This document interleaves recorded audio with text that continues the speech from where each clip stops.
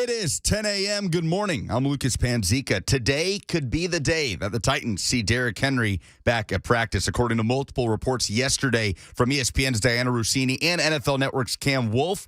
Yesterday marked 9 weeks since Henry's surgery after breaking a bone in his foot on Halloween in Indianapolis. The Titans did make some transactions on Tuesday, including waiving corner Chris Jones and linebacker Joe Jones from the active roster, as well as releasing wide receiver Golden Tate from the practice squad. The Titans also moved rookie linebacker Monty Rice to the COVID list from injured reserve. The Preds got 2 goals from a red-hot Philip Forsberg on Tuesday to beat Vegas on the road 3-2, moving them to the top of the Central Division. They'll be in L.A. to face the Kings tomorrow night. College hoops, Vanderbilt started SEC play with a road win at Arkansas, 75-74. Scottie Pippen Jr. with 22 points. That ends a 16-game home win streak for the Razorbacks. It moves Vandy to 9-4. The Lipscomb Bisons began ASUN play with an 84-74 win over North Alabama. Hassan Asadullah dropping 30 points. Tonight, Tennessee at Ole Miss for a 6 p.m. tip-off. Catch the Vol Network coverage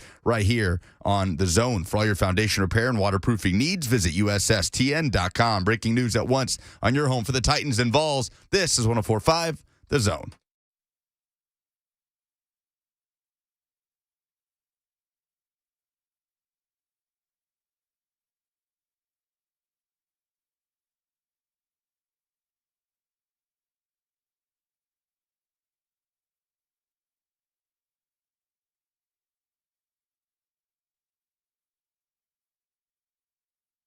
Man, party people, that's never felt truer than it does today.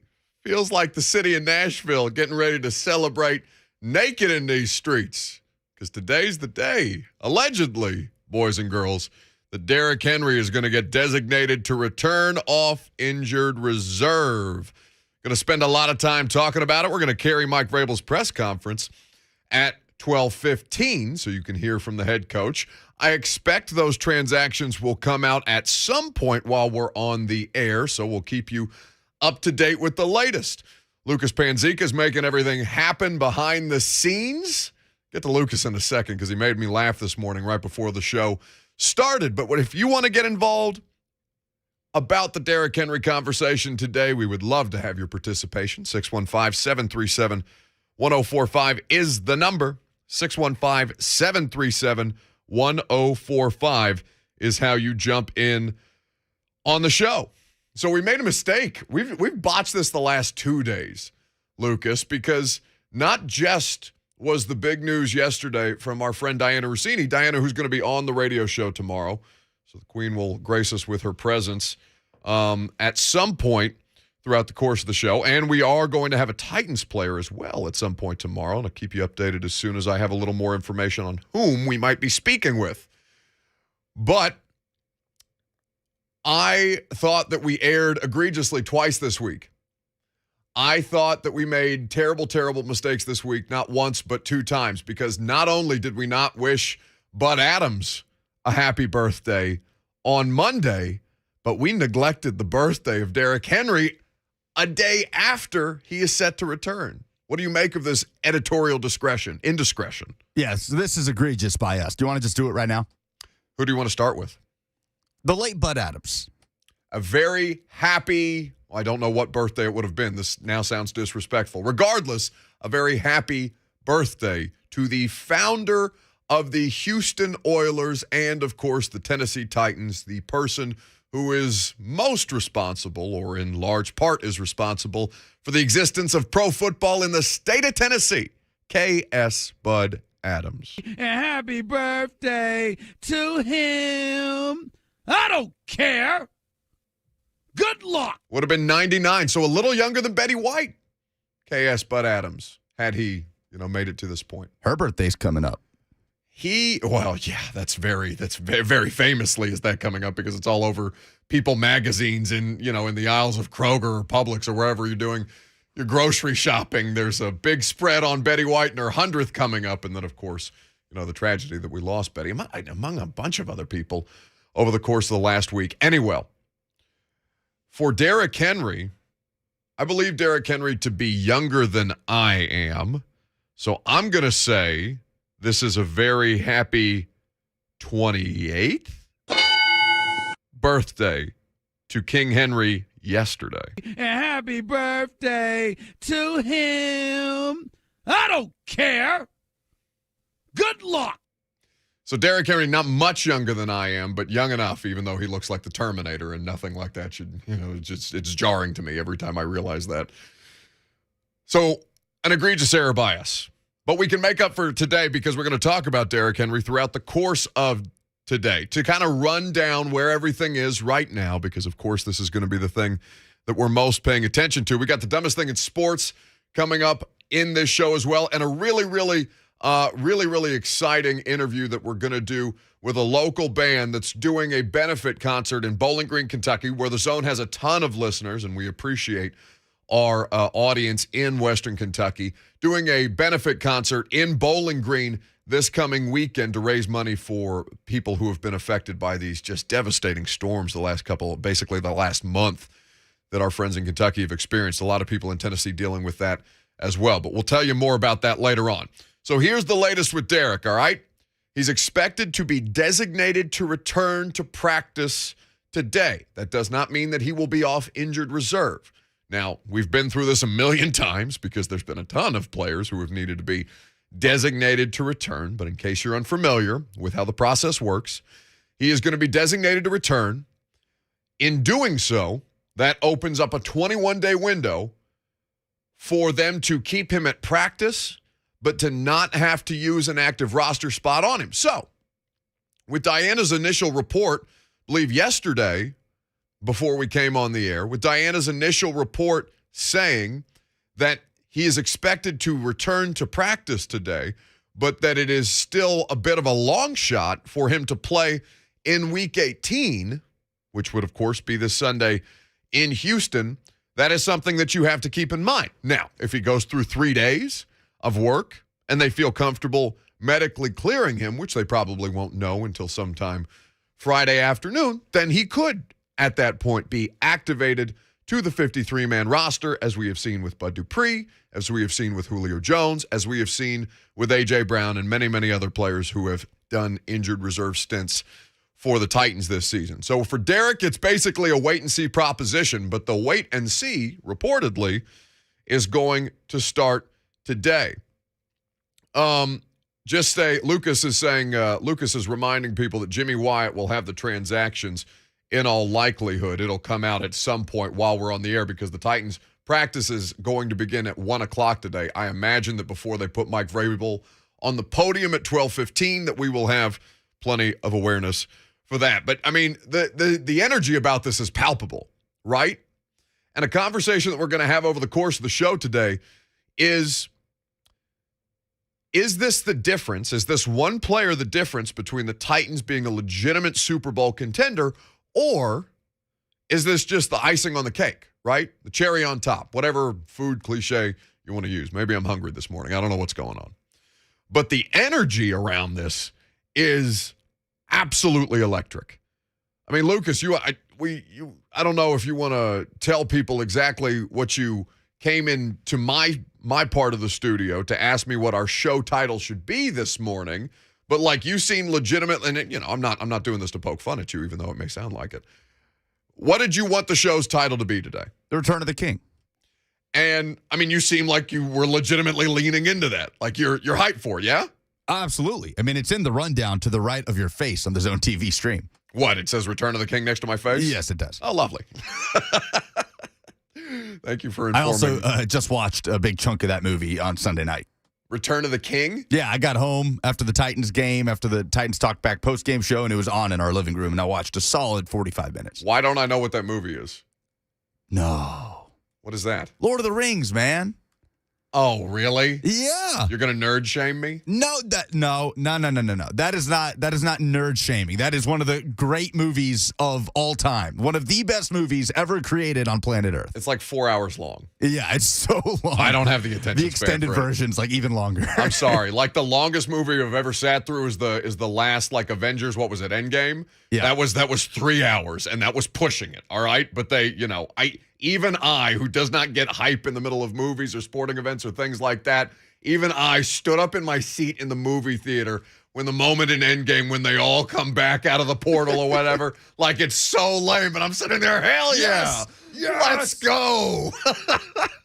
No, you are going Out of here with Lord of the Rings. No, don't. I look. I'm not I'm not big into like fantasy and those types of movies. I don't have that much of an imagination. But you are going to get roasted for not knowing what Return of the King is, and rightfully so. Derek R says on the chat on Zone TV, where you can interact with us on Facebook, YouTube, Twitter, and of course Twitch. Derek R says Lord of the Rings is GOAT status. Buck, you have to watch it. I mean, I've seen bits and pieces because it's always on. TNT is always running one of the Lord of the Rings movies. And do you know why TNT is always running one of the Lord of the Rings movies? Because they never end. They just keep going. Yeah. You don't have to do it. It's just one channel of Lord of the Ring movies, I'm convinced. Anyway, we'll get back to our pop culture reviews after we spend some time talking about Derrick Henry. So what we're going to do throughout the course of the day is, of course, keep you updated on the latest with Derrick. Your phone calls on this are welcome as well. 615-737-1045, because the question that we're going to pose to you throughout the course of the day is Derrick Henry the difference in the Titans being a playoff team versus a legitimate Super Bowl contender? Does he make the difference in making you believe? Now, maybe you were a believer before this. That's it. That's an entirely reasonable response too. But do you think his imminent return at this point is the thing that puts them in the conversation as legitimate Super Bowl contenders? We'll talk about it throughout the course of the day. 615-737-1045 is the number. I'm Buck Reising. It's 1045 The Zone.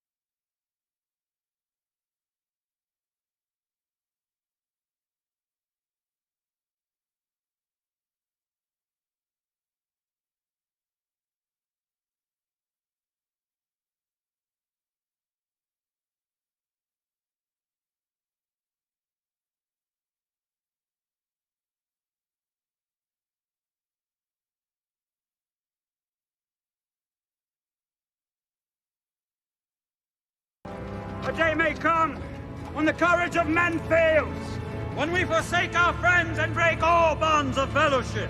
But it is not this day. An hour of wolves and shattered shields when the age of men comes crashing down. But it is not this day. This day we fight. Men of the West!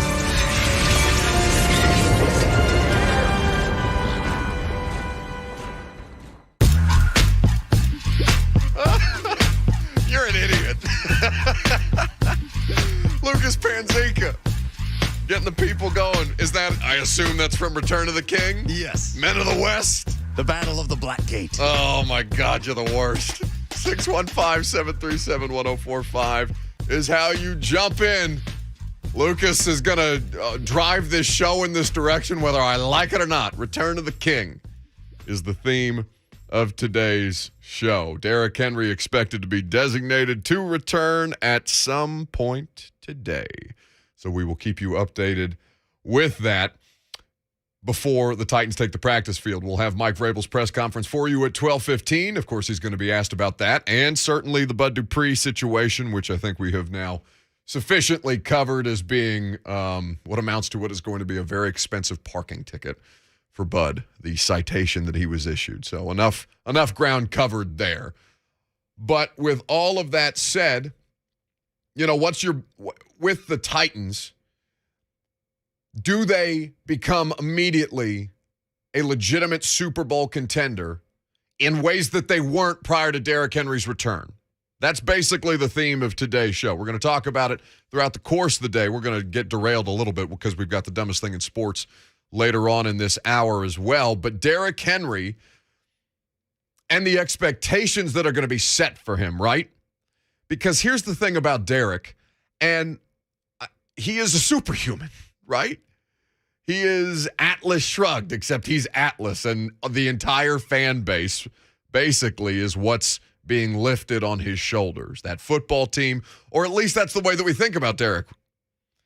And with all that said, you know, A.J. Brown is another one of these big-time players, right, where he comes back against the San Francisco 49ers, takes him, let's say, a quarter and a half to kind of get into the swing of things, and the thing that then sparks the offensive momentum for Tennessee is A.J. Brown making a big play. And Mike Vrabel, when we ask him about it in a post-game press conference, he goes, yeah, we expect that from A.J. A.J.'s fantastic, but that's what A.J. does. So the expectation for Derrick is going to be as good, if not greater than that, right? How do you kind of manage your expectations? So if he isn't available for whatever reason this weekend, we'll see. Got 3 days to kind of figure it out, feel it out at practice, what the foot kind of looks like. But are the expectations reasonable for a player, even as great as Derrick is, who has not played in a football game since Halloween? I think it's an interesting conversation because initially when we started talking about, all right, what's it going to look like if you get Derrick back? Would you play him if he's available?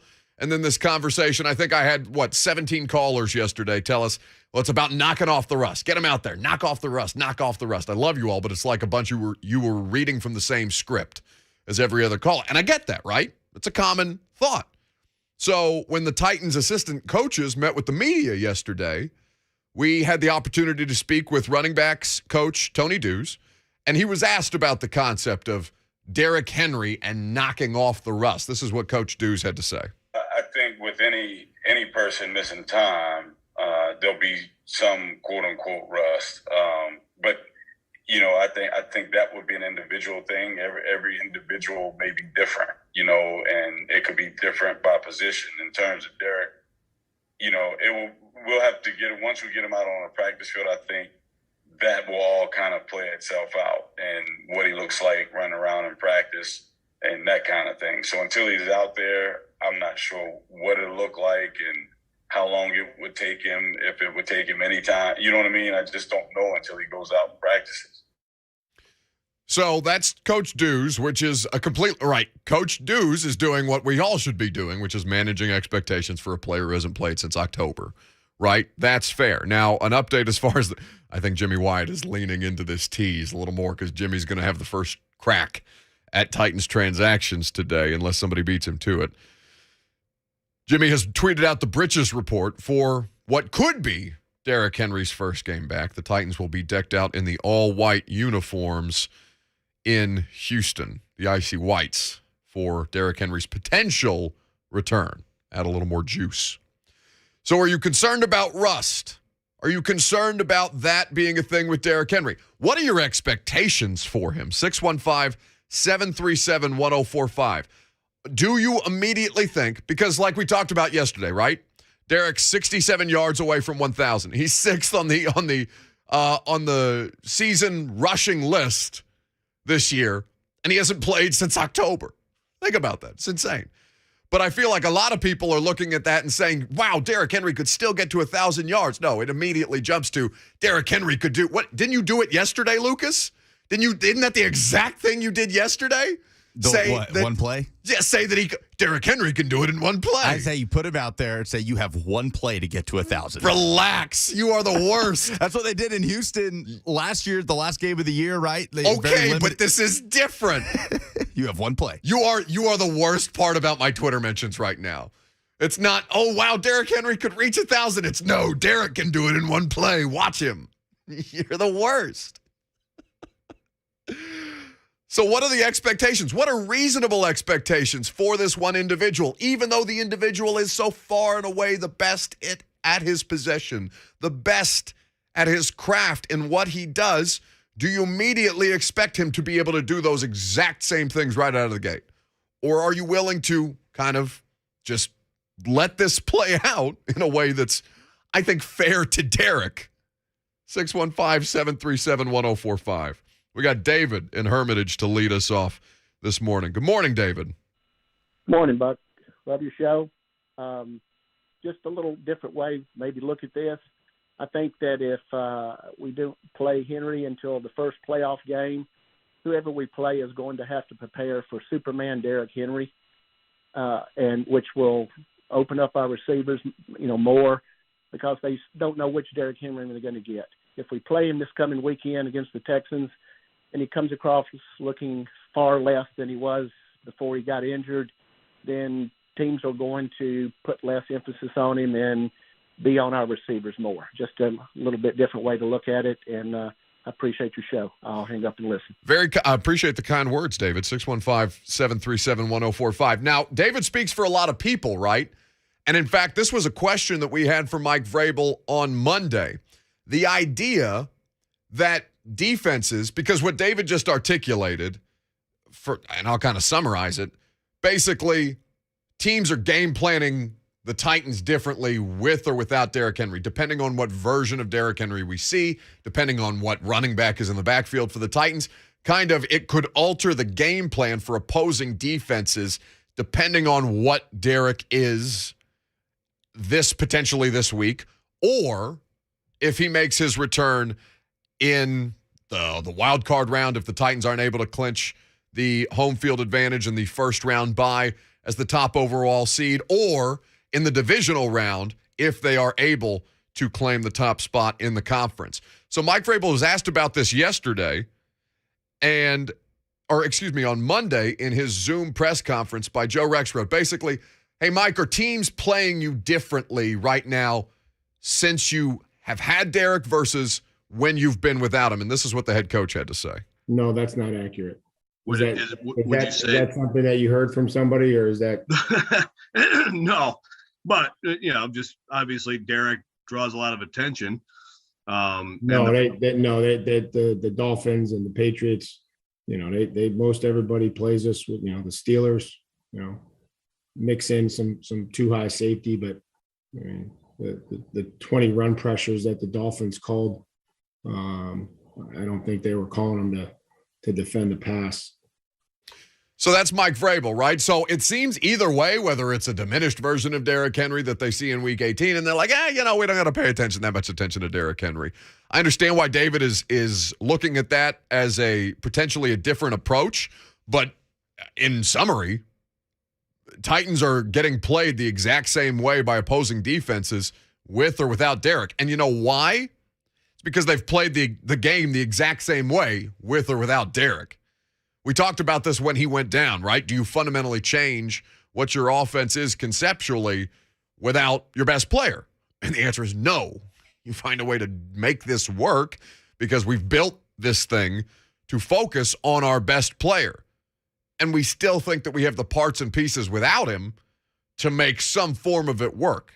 And you know what? They were right. 615-737-1045. We got Bobby in Nashville who's up next on 1045 The Zone. Hello, Bobby. Good morning, sir. Enjoy your show. Thank you. As an old man, I've watched a lot of football.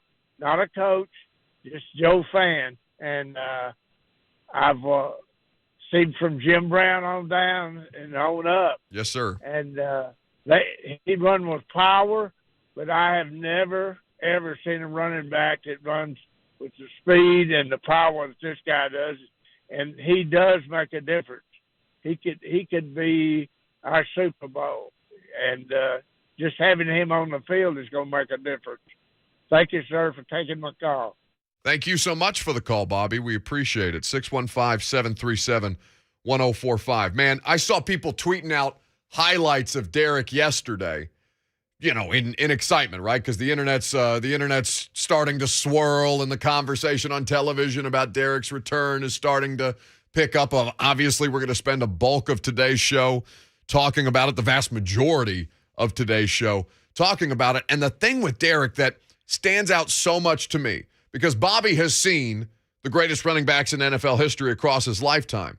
I, too, have seen those running backs, but it's in a much different context, right?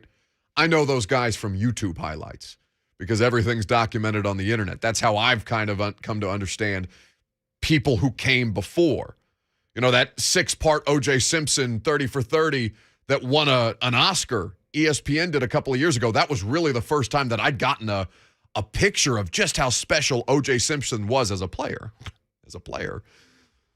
at the time that he played. And what stands out to me about Derrick is, my God, that second-level acceleration. Because when you talk to people about the running back position and you discuss, okay, what makes a player at that position different from other guys?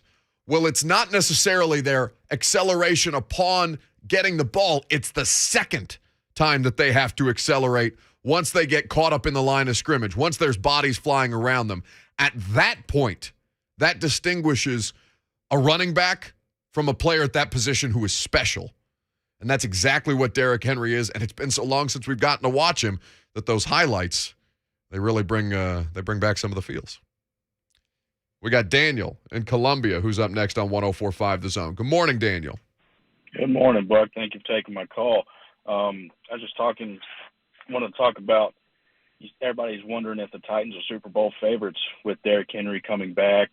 I think either with Derrick Henry or without him, they've got a chance to make a deep playoff run. And the reason I say that is because that defense is playing lights out. And defense this time of year is what matters. They're coming back. A lot of players coming back from injuries. And I think with Derrick Henry coming back, what's gonna help more than anything in the offense is the play action, which has been missing. And I know Vrabel said that Derrick Henry, their other teams aren't game planning for him differently. Well, I mean, I understand that, and Dante Foreman has done great. But there's only one Derrick Henry, and if you can get your play action game in there 15 to 20% more effective, I think that the Titans are primed to make a run. And having Derrick Henry back, that's what's going to help more than anything is the play action game. So take my call. Hey, thank you for the call, Daniel. Here's the thing, and that's been the case because we kind of had this discussion with Aaron Schatz, who came on the radio show Monday, right? And for as much as you guys seem to detest Aaron Schatz, and again, we appreciate him spending his time because he didn't have to come on here and, just to get dragged again by you guys. What Schatz talked about that I think was his best analysis of that interview is the way that Derrick Henry has been slightly, again, I'll say slightly, overrated by Titans fans versus how much Titans fans have underrated the importance of A.J. Brown in the efficiency and the success of the passing game, right? I think, I'm not saying that you can't get back to closer to a level that you were last year, right? Because I think what the caller's analysis was is correct in saying that it can make you just a few percentage points better or more efficient or more effective in your play action passing game if Derrick is there as a threat alongside AJ. But the difference in the success of the passing game has clearly and obviously been AJ, in a way that Derrick can help boost that further. But I think you kind of have to look at those parts in analyzing the collective whole, right? And in fact, I think if Lucas, I know that that video is on the Zone's YouTube page of shots saying that Derrick Henry has been slightly overrated versus the underratedness of A.J. Brown. I think that might be good for people to hear here in just a second. In the meantime, we'll continue to take calls on it. 615-737-1045 is how you get involved. We got our guy Darrington up next on 1045 The Zone. What's up? What's happening, man? Lucas, I love you, but what in the Geek Squad is Lord of the God? You know what? Oh, my God. Are we aligned? Are you and I on the same side versus Lucas today? You couldn't pay me to watch the Lord of the Rings. Good God. Like, why? Like why? But I digress. Anyway, you say Derrick Henry's coming back. Yeah. If people want to know, Tennessee is still number 2 ranked in rushing in the league, so there has not been no major drop-off there. My thing is, will this be an excuse for Todd Downing to go back into a shell of everything depending on Derrick? I think with Derrick being out, it forced more on Tannehill to make A.J. flourish. With Derrick Henry coming back, will that put a hindrance or a cap on the relationship and maturation of A.J. Brown and Ryan Tannehill's trust and so on that way? Let me know what you think about that one. Lucas, no more Lord of the Rings, please. I love you. Thanks, buddy. Just watch the movie, Darrington. Just watch the movie. He's not going to watch the movie. Who has time? Who has the time? 615-737-1045. Now, unsurprisingly, Darrington and I agree on the movie selection, but not on his assessment of the Derrick Henry, Todd Downing, A.J. Brown, Ryan Tannehill situation. Like, I think that's a bit of a stretch, right? Because what made the A.J. Brown thing with Ryan Tannehill not miss a beat? Well, it's the idea that those guys have had the time together. Now, if you want to look at something as a parallel situation to do that kind of analysis, you would say, all right, the difference in the Titans passing game with A.J. Brown versus the difference in the Titans passing game with Julio Jones is time spent. Ryan Tannehill has talked about that. Those reps are banked, right? It's practice. It's games. It's the fact that when Tannehill was the backup, AJ was a rookie, so they got an extended amount of work together at that point as AJ kind of worked his way into the lineup and proved to be one of their best, if not their best, receiving options. So that exists. And that's not necessarily something that drops off right out of the gate. Now, with Derrick, if it ain't broke, don't fix it, right? That's what's made them the most successful. And honestly, you could argue that Todd Downing has been married to that philosophy without Derrick because they had 40 rushing attempts against the Miami Dolphins because that's how they want to play football games. 40 rushing attempts versus Ryan Tannehill. I think it was I've got my stat sheet in my bag here from the game. I know Tannehill only had 18 attempts. He was 13 of 18, 120 yards, took 1 sack for a loss of 10, 2 touchdowns, quarterback rating of 127.1. That's how you want to win a football game if you're playing this style of offense, because that's the way that they were built. That's the way that it was constructed. This is what it's supposed to look like. If you want to call it Todd Downing being too married to the philosophy, well, no. That's being too married to, I wouldn't argue too married. That's being married to the personnel that has been put into place so that you can execute this kind of philosophy. That's tailoring the offense to the players and understanding that just because one guy drops out, even if he's the best guy at what he does, i.e. Derrick, that there has to be some kind of consistency with how you're going to execute your game plan. We got Josh in Kingston Springs up next on 104.5 The Zone. What's up, Josh? What's going on, guys? Hey, I think you're nailing it perfectly, but I want everybody to pump the brakes a little bit because, Tony Dungy sat down one of the greatest teams at 14-0, and look what happened to him in the playoffs, and no one talks about him.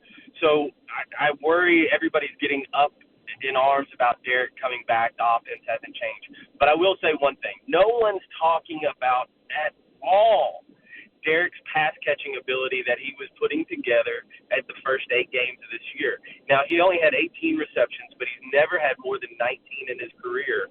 And Derrick Henry running a wheel route or Derrick Henry running a little wide receiver-type screen is just as good as any play action in the league. And that's what opened everything else up. Derrick had it was like a fourth dimension of Derrick Henry this year.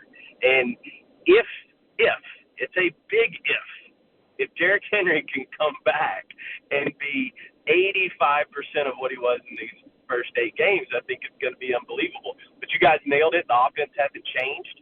Let's take it easy here. But I want you to talk about his pass-catching ability a little bit. Thanks for the call, Josh. 615-737-1045. We're gonna keep talking about this. Obviously, we do have the dumbest thing in sports this week later on that we will get to as well. So Josh brings up a good point, right? Because Derrick did have, let's find his receiving totals. So he had, at this point, sorry, I'm looking for the numbers in real time. All right, 18 receptions, 154 yards, no receiving touchdowns, but he's only got 3 receiving touchdowns in his career. So 18 tied his 2019 total. 19 is his career high last season. But consider this. That was through 8 games in 2021 that Derrick had almost a career high, almost matched a career high in receiving, in receptions. Now, his career high receiving yards is 206 in 2019.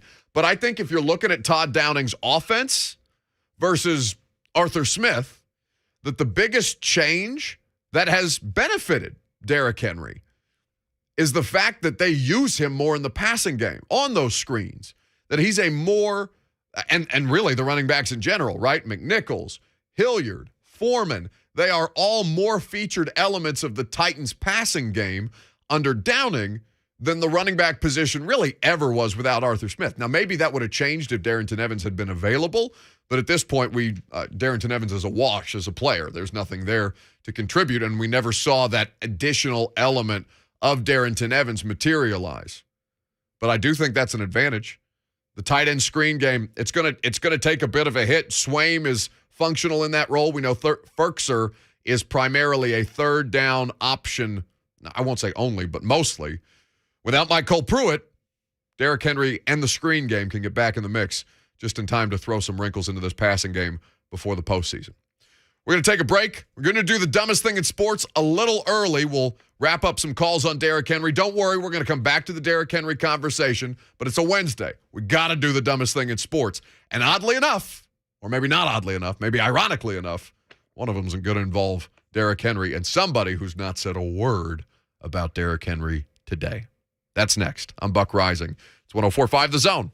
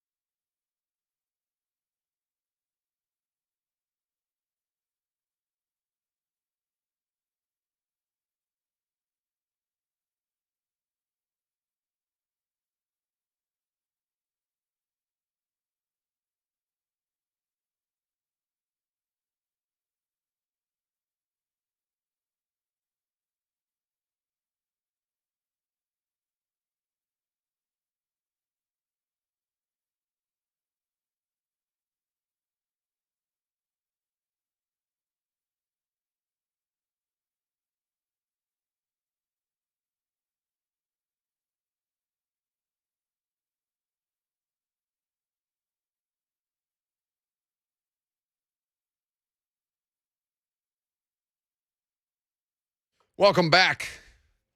Buck Reising here with you until 1 o'clock. We just got to. Can I read the DM that I just got on air? Is that fair game, do you think? Sure. I want to be respectful.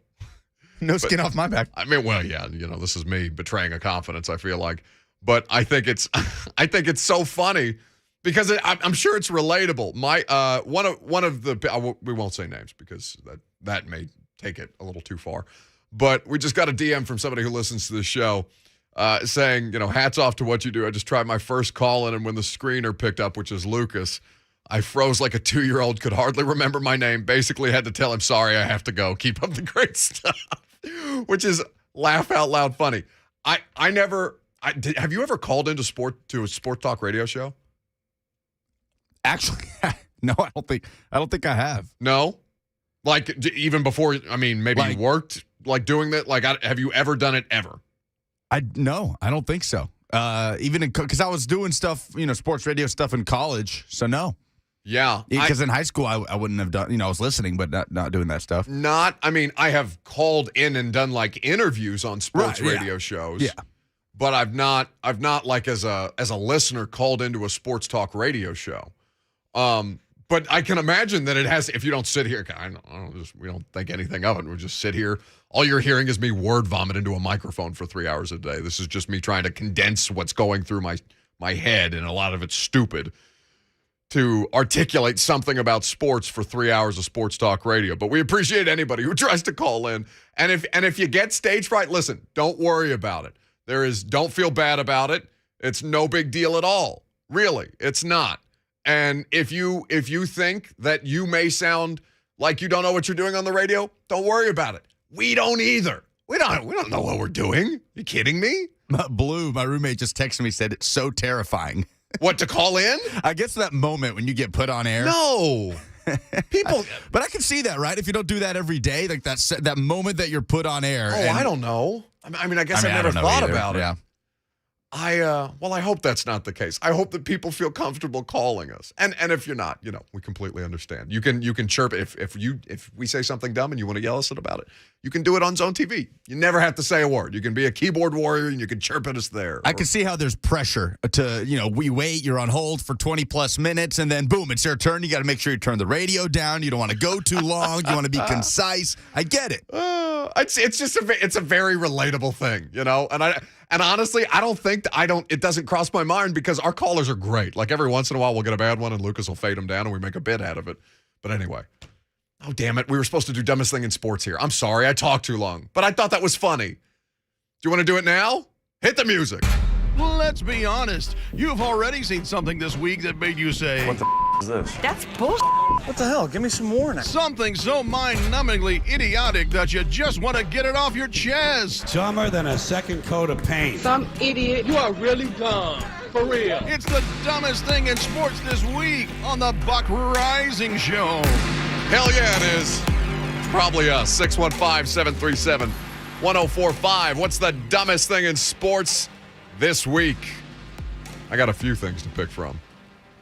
You want to load them up? We'll take your calls on this as well. 615-737-1045. I want to start with something, honestly, that made me very angry. And I don't know if it qualifies as the dumbest thing in sports or something that I just find thoroughly despicable that took place this weekend in sports. And in fact, it took place this weekend at the Titans game. So this was the last home game of the regular season. Of course, you know this.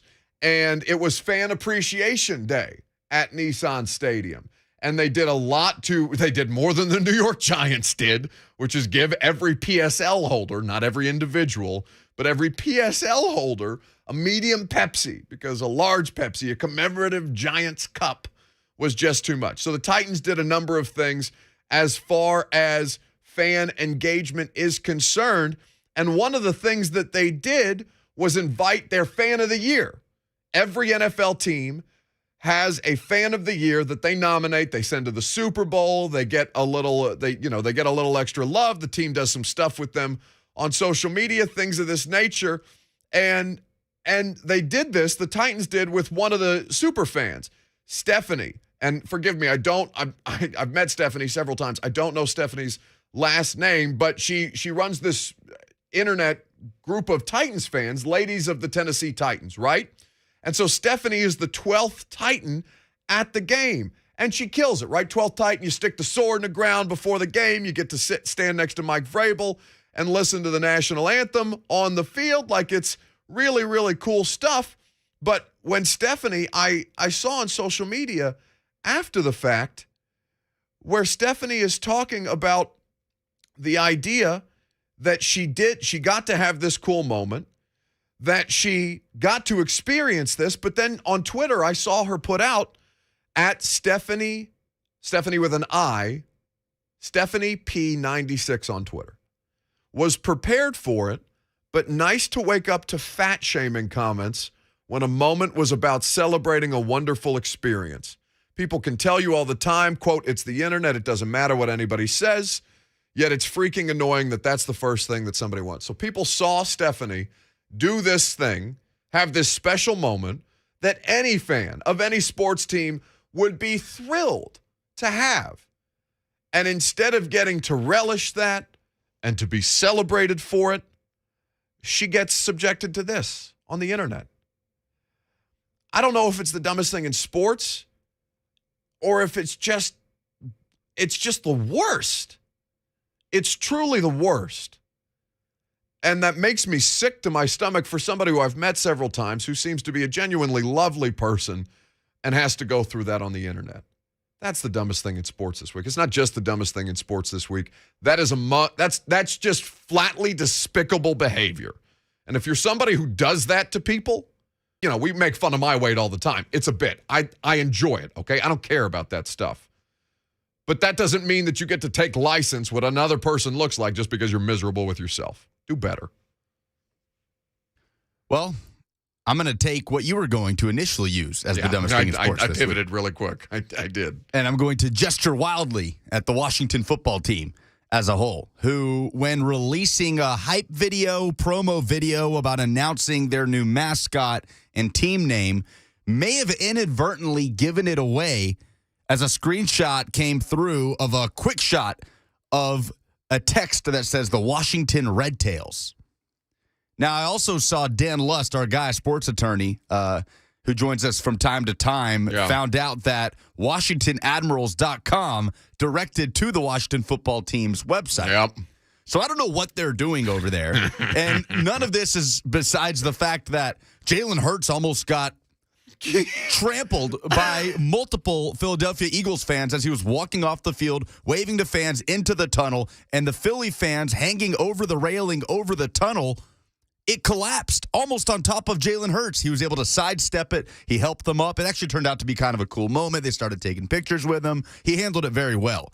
But my God, that looked like a situation that could go south very, very poorly. So, and that's besides everything that's happened in the last couple of years. Oh, yeah. Let's not ignore the fact that there was like an investigation into sexual assault allegations. There's a lot there. So, dumbest thing in sports this week, gesturing wildly to Washington football team. Just everything. Just all of the hand motions and all of the idiocy for the Washington football team. In fact, I think Bruce Drennan has something to say about the Washington football team. Oh, yeah. You're an idiot. Just an idiot. Daniel Snyder, we talked about despicable behavior with the people that were going after. Stephanie Perkins is Stephanie's last name. Well, I hope that's okay for me to say on the radio. But, I think enough Titans fans know who Stephanie is. A lot of people have been kind enough to tweet that for us. The same kind of people that are shaming Stephanie, that are going at Stephanie about her appearance. Dan Snyder, I put in the same class as that kind of despicable human being. Like, that guy is gross for a number of different reasons. When we come back, we're going to take your calls on it. What's the dumbest thing in sports this week? Don't worry, we're not getting completely away from the Derrick Henry conversation. You want to call in on that? We got time for that too, because that's basically what the whole noon hour is. And, by the way, there's been no transactions about Derrick Henry just yet. Titans take the practice field at 1 o'clock. I'm Buck Reising. It's 104.5 The Zone.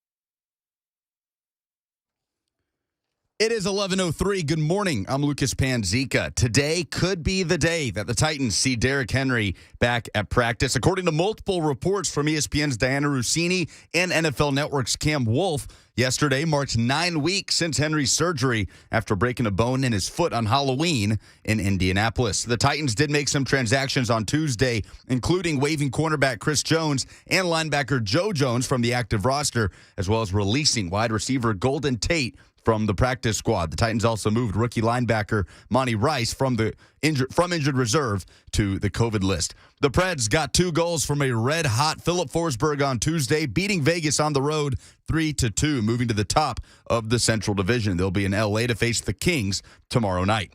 College hoops, Vanderbilt started SEC play with a road win at Arkansas, 75-74. Scottie Pippen Jr. led the way, 22 points. It ends a 16-game home win streak for the Razorbacks, and it moves Vanderbilt to 9-4. The Lipscomb Bisons started ASUN play with an 84-74 win against North Alabama. Hassan Asadullah with 30 points. And tonight, Tennessee is against Ole Miss at home for a 6 p.m. tip-off. Catch the Vol Network coverage right here on The Zone. For all your foundation repair and waterproofing needs, visit USSTN.com. Breaking news at once on your home for the Titans and Vols. This is 104.5 The Zone.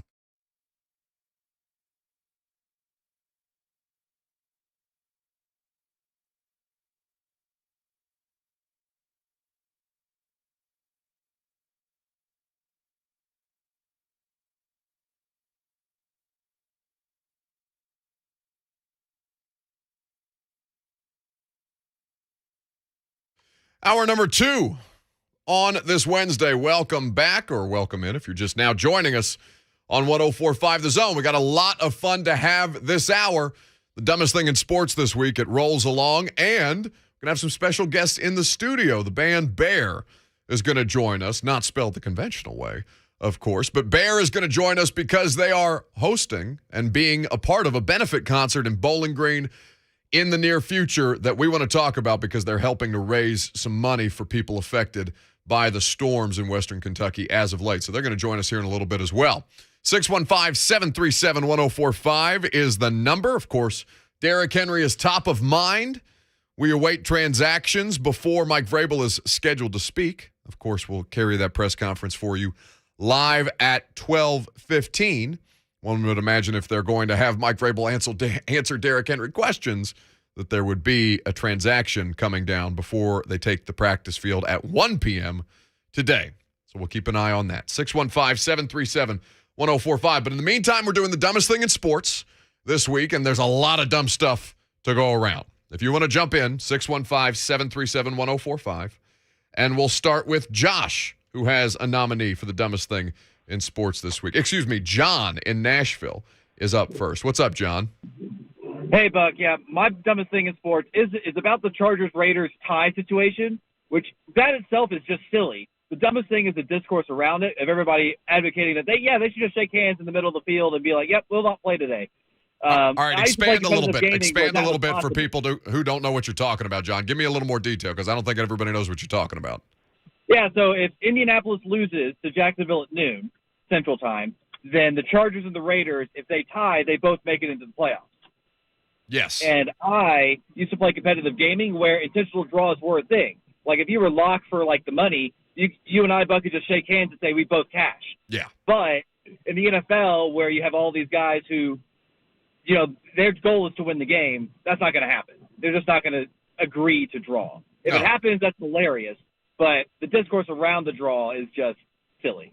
Well, it is one of the most laughable conversations in postseasons right now. Thank you, John, for the call. 615-737-1045. Can you imagine two teams just coming to midfield after a tie with postseason implications, being like, yeah, you know what? We're good. You guys played a more competitive game. You guys fought a little harder today than we did. Why don't you go to the postseason? Can you imagine? 615-737-1045. That's how you jump on the line for the dumbest thing in sports this week. We'll go through playoff potential and kind of where things stack up right now and what things will look like going into week 18 as well. We got Paul and Franklin up next with the dumbest thing in sports this week. What you got for me, Paul? Buck, my friend, how you doing, brother? I am better now that we've had your voice on the radio show, Paul. I heard it, brother. This is a little bit different take on the dumbest thing in sports, okay? Okay. But I got to take exception to it because I think it's dumb. One of your callers, I tried to call the last segment, I couldn't get through. One of your callers, Josh sounded like a good, intelligent young man, but he did make a dumb statement, and I'm gonna call him out on him, buddy. Love you, Josh. I know you bleed Tennessee blue, buddy, but you made a comment to Buck that we need to pump our brakes, we need to slow down, we need to take a deep breath. And no, Buck, no, we don't need to do none of that, Buck. It's time, all hands on deck, and push. Buck, it's 39 days from today, brother. 39 days from the day of the Super Bowl. That's what we got our sights on, Buck. In 40 days, Josh, if you listen, love you, brother. In 40 days, we can pump our brakes and we can take a deep breath. But right now, it's go, go, go. And to the caller who called you earlier and said he got a little nervous before you get on with Buck, listen here, caller. Buck's good people. Get on there, say what you got to say, brother, and let it out and let it go. Ain't no pressure on it. God bless y'all, and go Titans. Thanks for the call, Paul. I love that man. I have such voice envy for Paul's voice. And yeah, like Paul said, we don't need to coach you up. If you got something to say, come say it. We're just hanging out here for 3 hours doing the dumbest thing in sports this week. Listen, Titans fans get to be excited today. Like, I know that I did the pump the brakes thing earlier with the Derrick Henry stuff. And, as soon as the transaction comes down, people are going to lose their minds because it's the favorite player on the local professional football team. You get to get that kind of excited about Derrick Henry's return. So, yeah, you can hype yourself up today. But then after the fact, when we talk about this in serious terms, we're going to have legitimate discussion about how relative you need to keep your expectations about a guy who hasn't played since October.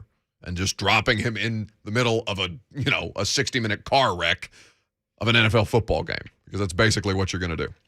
So we'll get back to the Derrick Henry conversation here in just a second. But in the meantime, I'm going to chat with our friends in the band Bear about a great cause that they are helping raise money for people who have been affected by this just horrendous weather that we've had in the last month, basically, in the city of Bowling Green. Our audience in Western Kentucky, I know, is really going to appreciate the message that they've got and the event that they have coming up. So we're going to do that coming up next. I'm Buck Reising. It's 104.5 The Zone.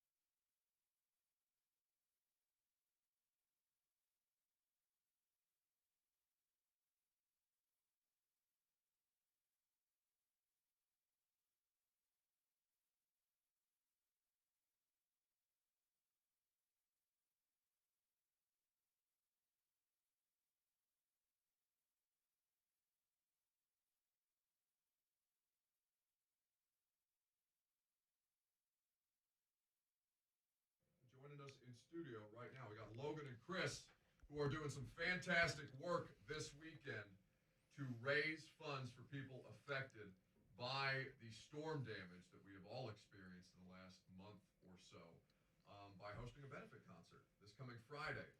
And the venue is going to be where? It's Skypack in Bowling Green. Yeah. In Bowling Green. Now, if you're not familiar with Bowling Green, Skypack is the place for concerts. So this is going to be something that you're going to want to attend, and we're going to give you information on how to come out there. But I appreciate you boys hanging out. Hey, thanks for having us, man. Yeah, man. We're excited to be here. Hell yeah. So this, Logan, we talked about this before we came on air. You're from Bowling Green. I am. How have you been able to process all the stuff, and I'd like to use words that I can't use on SEC radio, all the stuff that has happened to your hometown throughout all of this? I was made sick to my stomach when I saw the visuals. And that's, having gone through a tornado here locally not that long ago. Right. And the fact that we may, in future tornado seasons, be subjected to more of this. What's that been like for you?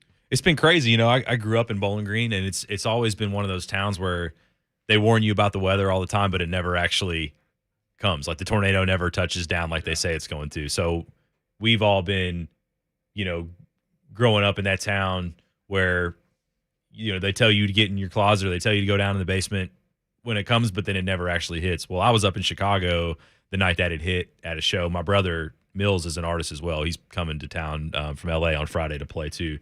We were at his show in Chicago. My wife was texting me. She was here in Nashville, and she was saying, I think it's going to get pretty bad. Her hometown of Princeton, Kentucky, which is about an hour and a half away from here and about an hour and a half west of Bowling Green, it got decimated as well. So we knew it had hit there, and we weren't sure if it was going to move towards Nashville or if it was going to move towards Bowling Green, but we knew it was going to be pretty bad, just judging off the fact how bad it had been in Princeton. But then, I spent the better part of that next Saturday morning, the Friday night after it had hit Friday night, just having to go through and call people because you're seeing it on national news. It was making international news. I had friends in England that were texting me, in Australia. Germany, yeah. Yeah, this is something that was everywhere. And then to go back, and Chris and I were back there yesterday doing some press, and I got to take him through to see a lot of it. And, it's heartbreaking to see how bad it was. It looks like a bomb went off. It looks like something you'd see out of a movie. It doesn't feel like something that, places that I grew up going and driving these streets and seeing these old homes that I've seen a million times that just aren't there anymore, or you drive down 31W bypass in Bowling Green right by campus, and like there's just businesses and homes that have just been completely leveled, places that I've grown up going my whole life, just aren't there anymore. And it's tough to see, but with that comes a sense of community and resiliency, and we're excited to be a part of that and get back and be able to try to do what we do to give back to a community that's, personally close to my heart, and I know is become close to Chris's heart as well.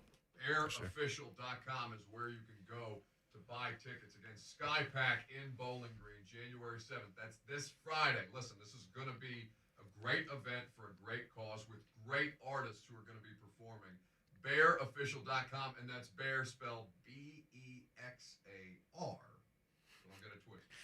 Chris, what's it been like to kind of, the process of going back to Logan's hometown, seeing this for yourself, and understanding that you guys had to do something to put on a show, to use your talents, right, the platform that you guys have, to give back to a community that is so clearly hurting? What kind of went into the process of deciding, all right, this is what we're going to do, this is how we're going to do it, this is how it needs to be done? Right. Well, I got to give my hats off to Logan because I was in Texas when everything happened. I went probably the first week of December, so he called me when everything was going on. He's like, I just really want to do something about it. And I was like, yeah, I'm here, whatever I can help. And so all the time I was in Texas, he was setting it up with the people that are organizing the event. I think she's like how old is she? Like 14 or 15 years old? There was a girl named Emery Osborne in Bowling Green that had started this club in school that ended up turning into a foundation called the Good Deeds Foundation. And that's where all the money is going. But she's, now 14, or 13, 14, 9 years removed from starting that. And it's turned into an actual foundation where, they go throughout the community and just kind of help in any way that they can, whether it's feeding people, whether it's cleaning up, after the fact, it's doing stuff. But they're an organization that was operating before this disaster, and there's something that, is going to be continuing to operate afterwards. And they're people that are in the community and their boots on the ground. Which doing way more than I was at that age, which I was trying to get at. She's doing this. When she was 5 years old. Oh my God! Can Yeah. you imagine? I love stories like that because it gives you some hope in the world and Right. things like that about what direction we're heading when everything. I mean, news story after news story just seems so terribly bleak. Then it also realized, my God, what a POS that I've been my entire life because of what other people Oh are my doing at God, the I age of know. 14. But yeah, so they got us involved, and it's we went, like he said, we went back yesterday, and this has kind of become my second home. I'm about 16 hours from where I grew up, and it's devastating, man. It's like to see these houses, not only the ones that are just completely out, but these are big homes that are going to need work for the next. I mean, who knows? It's going to take years to get that all together. So, if the little part that we could do to help out, I'm glad that we could be a part of it.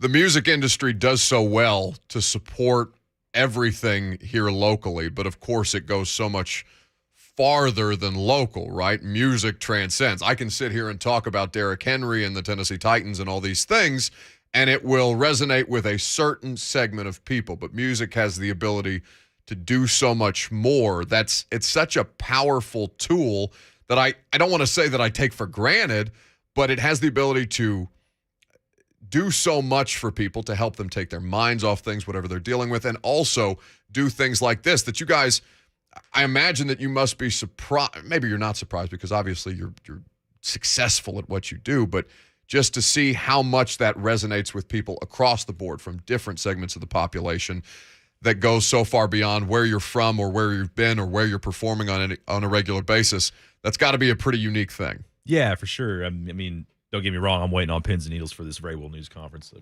hear about Derrick. Buddy, But I've got to say. Why? He's just going to tell us all to go bleep ourselves. Yeah. No, you'll see what Derrick Henry's going to do today later practice. But yeah, I mean, I think that there's a communal aspect of it where it doesn't matter, you could have completely different views on someone, whether it be about a vaccine or politics or whatever it is. But like in that moment at that show or when you guys are enjoying that, it doesn't matter what your background is or what color your skin is or anything else that people feel like is polarizing or where you stand politically. You get to all come together and for that, moment, all be enjoying something together that you enjoy. And I think that that's a special thing. And we feel really blessed to be able to have a job where we get to participate in something like that. So people in Nashville are obviously familiar. You guys have had great success. The EP, you can pre-order now. You can buy it and stream it now, actually, at BexarOfficial.com, BEXAR, for those of you listening on radio or watching us on Zone TV, Facebook Live, YouTube, Twitch, and Twitter. The music is fantastic. Go check it out for yourselves. But, I mean, you got to walk people who may not be familiar with you through the name. What the hell? I'll let Chris take that. Well, and just so everybody knows, the EP is called Pronounced Bear, so it clears a lot up there. But I thought I was just reading that wrong. I'm like, oh yeah, no, I know it's pronounced bear. Idiot. But yeah, I grew up in Bexar County, Texas, and out there we spell it BEXAR. No kidding. Yeah, I have no idea why. No, I absolutely believe that because we have Coach Dave McGinnis, who is the Titans radio color commentator. He's from West Texas. He went to TCU, and he's a completely different species for many of us. Yeah. So I mean, Texas as a state feels like its own country. Definitely. A lot of times. What's the backstory of the band? How did you guys come together? What made you decide that this was the avenue that you wanted to pursue? We both moved here to be songwriters. I was here working on writing and producing for other artists and trying to get cuts and do that whole thing.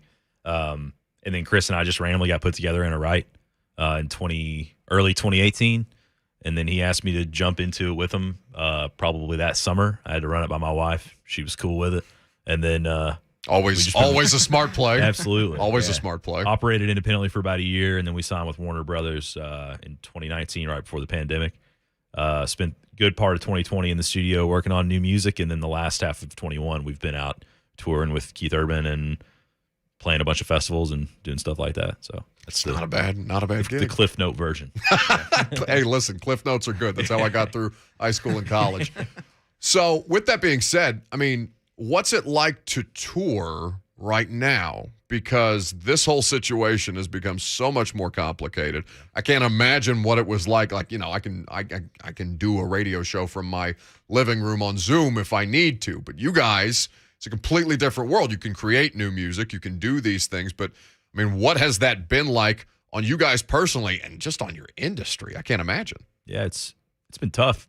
I think it's been fun the last 6 months. I mean, obviously there's more precautions now than there were before. You have to, there's certain places you have to be vaccinated, and then just getting from point A to point B with travel and all that and masks. That's all different. But I think just getting back to that place where we're able to be up on stage. I mean, so much of the job that we enjoy is being able to do that part of it, and we weren't able to do that for so long. So in any capacity, getting up and playing in front of people, even if it's a little different than it was before, is enjoyable for sure. And the people are excited to hear music. Like, oh my God, after being in their house for however long, and that's great for a new artist. Like they're willing, they're coming early, they're watching. Like we were out at those Keith shows, and I can't say more about his fans. Like they were really inviting to us, and I feel like we went over a lot of fans there, and they were just excited to hear music. So we got lucky there. Logan Turner and Chris Ryan of Bear, Bexar, are here with us on 104.5 The Zone. They are raising money for people affected by the tremendous storm damage done in Western Kentucky. They're playing a show at SkyPack this Friday. Make sure you're there. BEXARofficial.com is where you can go for tickets. We have a lot of people who listen to The Zone in Western Kentucky and Bowling Green specifically. So if you're in town, you want to help support your community, these guys and so many other artists are doing a great thing to make sure that's possible. You're also in the podcast game now. Y'all trying to muscle in on my turf? What's up? You better be careful, man. Oh, no, I'm shook. Coming in hot.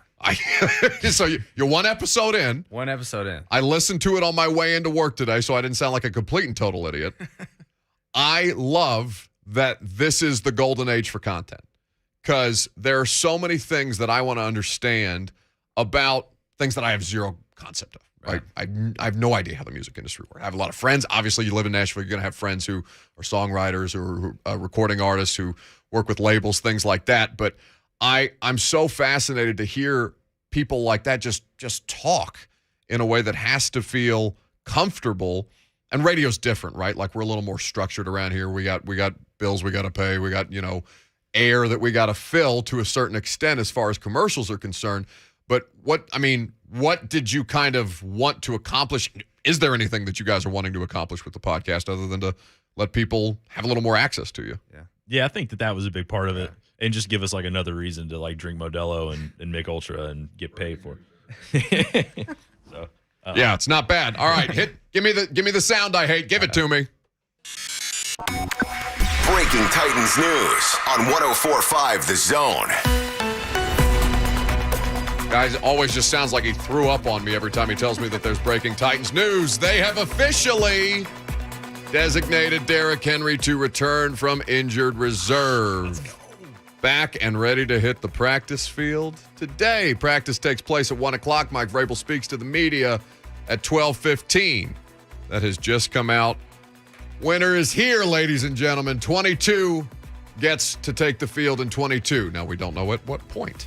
We will see if he's available against the Houston Texans. You guys pay attention to what's going on in local sports, yeah? Oh, yeah. You see, we bring good luck. We're on the set here, and Derrick Henry's back. Oh, well, listen, it's been my impression that you guys have had the inside track on the Derrick Henry we don't stuff. want to get into that, but can't reveal any sources. But. No, we would never. There is journalistic integrity that must be maintained in these sacred spaces. Two very hot stories have been delivered your way. Why the hell have you not gotten out on this corner? Bleep Adam Schefter. What are you doing? Don't send that stuff to me. We're talking about setting up a Twitter, but it's all family here. We're talking about keep it in the family. You were talking about setting up a Twitter. Just kind of leaking it out there. Well, so like what? Like the pardon my take. Don't they have the dog, the breaking news dog that they tweet BS from the account that they hear all the time? Whatever. At Barstool Sports. So kind of, I guess, let the audience know what you have kind of been, for lack of a better term, I don't want to say reporting because you haven't put it out there yourselves, but I mean, you guys have kind of been on the inside track of this Derrick Henry thing. We reached out to Buck and we told him No. You had a third party reach out. Okay, we had a third one party. that I absolutely could not trust. That's true. Are you kidding me? We have a mutual friend with Buck, our dear friend Shane. Okay, easy on the deer, all right? If he makes me watch another Furman basketball game with him, we're not going to be such good friends.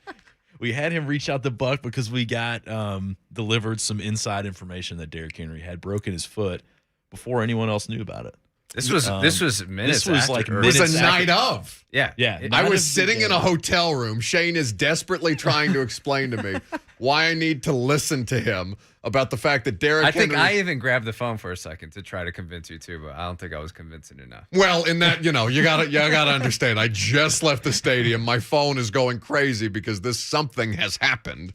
We all knew that something had happened, but to the extent of which was unyet known at that point. And I had people texting me, from the organization, from people, around the situation that, he was potentially done for the year. The difference between what you guys had and what ended up being put out there by the aforementioned Adam Schefter is that Derrick Henry was going to be done for the season. And that, ladies and gentlemen, does not look like it's going to be the case. It's true. I guess it does. I guess regular season is yet to be seen. Obviously, we definitely want him back on Sunday to get that warm-up game in. Just a warm-up. Poor Houston Texans, man. Well, which is stupid because they just beat the Titans not that Yeah. long ago. But I'm not warm-up in that I'm predicting a win, but warm-up in that I would love him to have like a game to get his footing before we head to the playoffs. No pun intended. Yeah.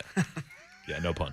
Bear, the band is here with us on 104.5 The Zone. The breaking news is that Derrick Henry, well, you've known it's coming for basically a week at this point, that Derrick Henry was going to be designated to return. If you want to jump in on the conversation, 615-737-1045 is how you do so. 615-737-1045. Obviously, we'll carry Mike Vrabel's press conference for you at 12:15. Titans scheduled to take the practice field in the meantime. But while we've got Chris and Logan here, we've been talking about this great effort that they are going to raise money for people who have been affected by the tremendous amount of storms and tornadoes that have rolled through the Western Kentucky area. Bowling Green. You guys are playing a show in Nashville coming up as well. Yeah, we are. Week from today, Wednesday night at the Underdog in East Nashville. We've done one so far, getting a little residency action set up there. So whoever wants to come out party with us, Well, residency. Lucas, you want to go party with Bear? Come on now. Let's do it. We like to party. Now they can't hear you because we did not do them the service of making sure that we had enough headphones for you. But yes, Lucas is in. Lucas, noted East Sider. The audience can hear him. Bear cannot. But if people need to know one thing outside of the money that you guys are raising is going to go to these people that have been affected by the storms. Again, BEXARofficial.com is where you go to purchase tickets and to, of course, hear the new EP that you can stream or purchase for yourselves and all of the cool stuff that Chris and Logan are doing. What one thing do you guys need them to know ahead of this show? I would say that 100% of the proceeds are going to the victims. We're not taking any money.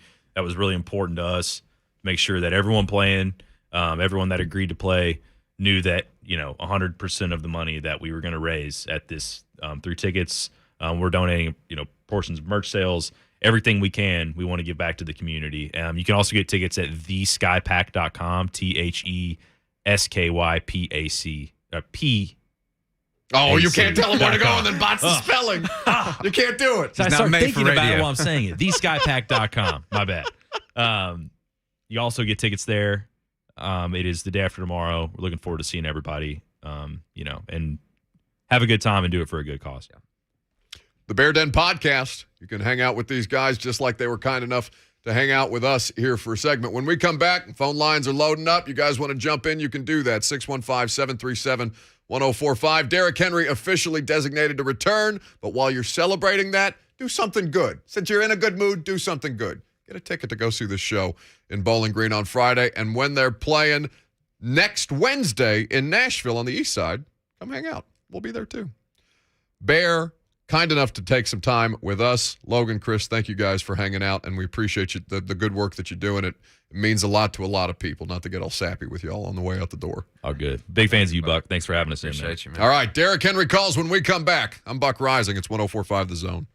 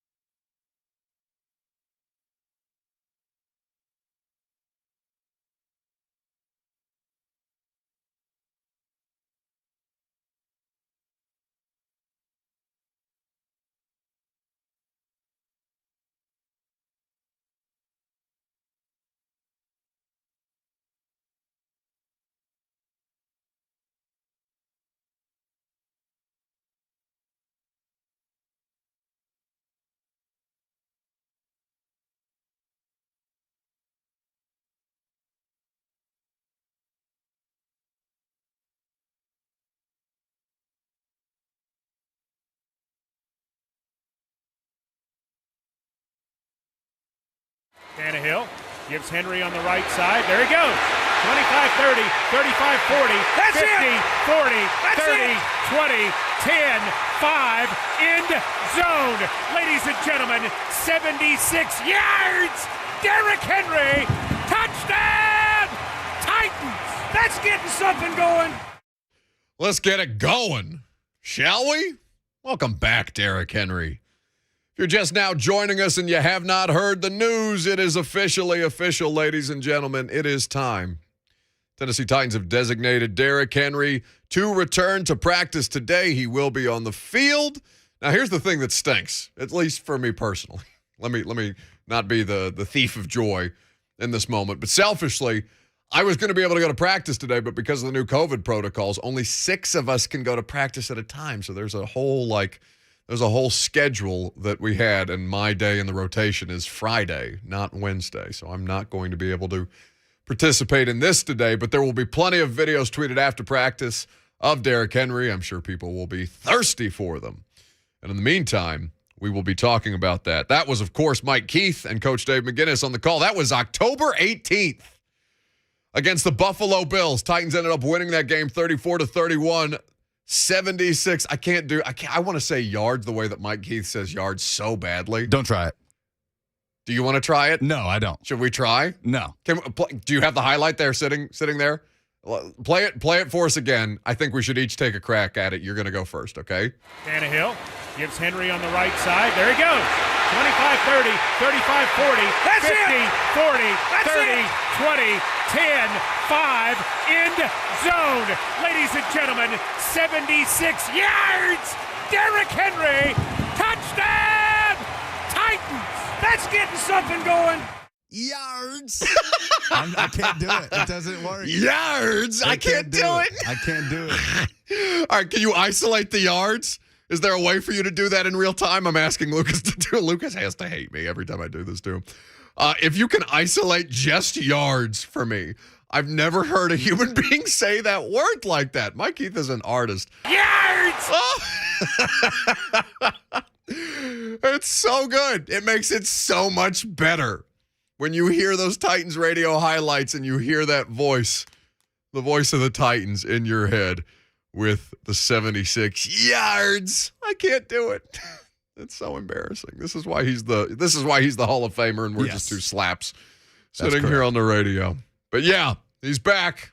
Not officially, not on the active roster. Everybody breathe. But the question that I want to ask you guys, and we'll spend the whole noon hour on this. By the way, Mike Vrabel, we're going to have his press conference coming up next. No, excuse me, that's going to be at 12:15. But the conversation that I want to have with you all right now is this. Is this the difference between the Titans being a legitimate Super Bowl contender and just every other playoff team? Is Derrick Henry the difference? 615-737-1045. You can jump in if you so choose. 615-737-1045 is the number. We're going to talk about it all day long. And apparently somebody has put together a highlight reel of Adam Schefter talking about Derrick Henry being done for the year. Schefter is getting dragged right now. Let's start with Tasha in Nashville, who's up first on 104.5 The Zone. Hello, Tasha. Hello, how are you, Buck? I'm so glad to be here. I'm so happy to have you, Tasha. Thank you for the call. I'm calling for two things, is to congratulate Buck, you, and the 3HL show. I'm in the building. I always wanted to say that. But yes, you are. Get back on the regular path that I called for. I called to give the dumbest and funniest thing in sports. Okay. For this week. Okay. So, I went to the game. I was in the building. I was in section 122. Great section. B. Saw everything. And it was amazing. I sat next to a fan who told me before the game started he was going to do something radical, so pay attention to the whole game and make sure you don't miss anything. I did. And he did it radically in the ending of the third quarter. He leaped over the rail. No. Onto the field. No, Tasha, you were sitting next to him? To the other end zone. Yes. Oh, you were sitting next to the guy who got on the field at Nissan Stadium. That's incredible. Yes. of it. It's like history, all in the making. So it made for a wonderful game for me. Good. Bad for him because he got sacked and they took him to jail. So. Hey, Tasha, yeah, do you have a Twitter account? Is the video on your? Do you have a Twitter account? I don't have Twitter. That's but okay. I am on Facebook. Well, But I do have that video, and I'm keeping that for life. Okay. Well, I don't want you to give out your personal Facebook page on the radio, but thank you so much for the call, Tasha. We appreciate it. Thank you. Have a great one, and tighten up. You too. 615-737-1045. All right. Now into the Derrick Henry conversation. We got Dr. C in Brentwood, who leads us off on 104.5 The Zone. What up, Doc? An excellent job to be a one-man show. I don't know how you do it. I just want to Drugs say is how I that, do it, Doc. Drugs. I think that all of us know that Derrick is a future Hall of Fame, just waiting on the time to come around. So I believe that he needs to have some say in this, and I would take it like this. Here's Mike Vrabel and Derrick one-on-one, and so Mike says, Derrick, how vital it is that we have you at 100% on our playoff run into a Super Bowl victory. Now, no one doubts that you're going to the Hall of Fame, and I need you to tell me. Now, if you say you want to play the whole game, that ain't happening. But I need you to tell me how many carries do you feel like you need to feel comfortable and like you're ready to go. So I think Derrick ought to be the one that makes this decision. Hey, within reason. It's a great point, Doc, because that's appreciate the call. That's basically what Mike Vrabel told us after the Colts game, is that Derrick Henry has earned the right to tell him and to tell them if the medical, and it sounds like the training staff did clear him to continue in that Colts game, because we know that it's a kind of a stress fracture, a Jones fracture. So it's something that debilitates over time, basically, until ultimately that small tubular bone in the side of his foot snapped. And so at that point, they diagnosed the injury. Vrabel asked if he was medically cleared. They were clear to continue with him at that point, and they asked Derrick. And after the fact, I think it was the Monday afterwards, we asked Mike, hey, was there any consideration given to shutting him down? And what Vrabel said was, we asked Derrick if he felt comfortable continuing, and we feel that Derrick Henry has earned that right to make that decision. Now, to Dr. C's point, it can't be the whole game, right? Just get your feet wet a little bit. Just get out there. Whatever cliche you want to use. Knock the rust off, get your feet under you, get your feet wet, whatever it is with your feet, because the feet are very important here. If the bone is healed, then it's healed. If the doc says that the broken bone is fixed, then that's not, we talked about this earlier, this is not an ACL recovery. It's not a hamstring injury that nags, that lingers. This is not a back issue that can further degenerate and debilitate you as back injuries are known to do. It's a broken bone in your foot. Either it's healed or it's not. And if it's healed and he's medically clear, let's go. Open it up.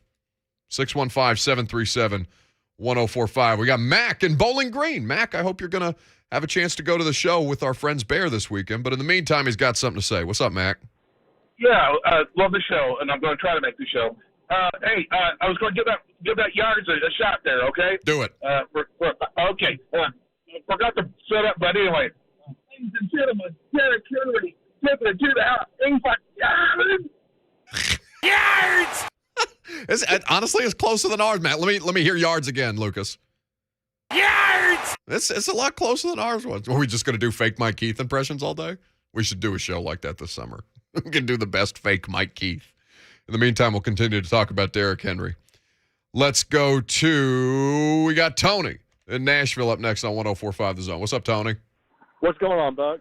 Just put ye and R together. You know what I mean? Yar, yar. Yards. Oh, it worked. Yeah. Tony, you genius. Yeah. Yeah, so just put ye and then R and then practice that, and then you got to have it down. Okay. Hey, man, I'll tell you this, though. Before I tell you about Derrick, can I tell you the funniest thing in sports this week? Yes. Lucas can go ahead and, if you will allow it, rack him for Darrington for calling you Bucker Mayfield. That was the highlight of the week for me. Yeah, careful with Bucker. That guy that gets into pretty dangerous territory. What you got for me on Henry? Well, I obviously, look, the Titans are better with Derrick Henry, but I think that they were good enough without him And I know that's crazy to say, but the Titans are actually the number 1 seed playing a season with the most players ever to play on an NFL roster and the franchise player being out for half the season. I think that this just solidifies their Super Bowl run better. I think Derek just should probably maybe, if he's good to go this week, give him like 10, 12 carries, get him out of there. See y'all. Thanks for the call, Tony. That's so great that we figured it out. You want to try it again now that we know how to do it? No, you shaking it off? Coward. You want to be you want to be Mike Keith. No, I cannot be Mike Keith. I'm not saying you can't. Well, listen, I am a believer in your abilities as a future play-by-play superstar coming for all of our stuff at some point in time. But you can't back away. You can't back away from the challenge. If I go into my play-by-play career trying to do a Mike Keith impression, I'm going to fall flat very quickly because I am not Mike Keith. Yards. It sounds so bad every time I try it. One more time. Yards. Get me out of here. We'll talk about, listen, here's what we're going to do. Stay on the line if you're there, 615-737-1045 if you want to jump in. I'm going to tell you why Derrick Henry vaults the top. Well, maybe this seems like simple analysis, but I'm going to tell you why exactly Derrick Henry vaults the Titans into a totally different stratosphere, even though I already think they were Super Bowl contenders without him. I'm Buck Reising. It's 104.5 The Zone.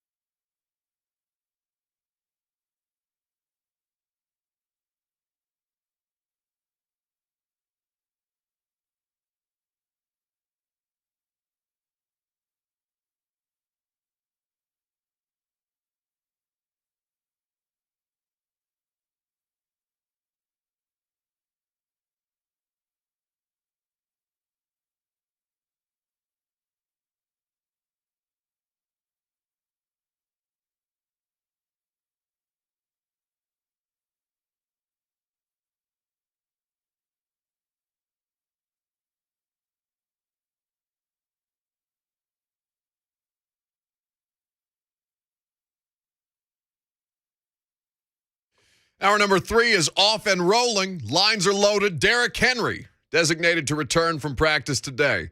Titans head coach Mike Vrabel is at the podium right now. We're going to get to your calls here in just a second.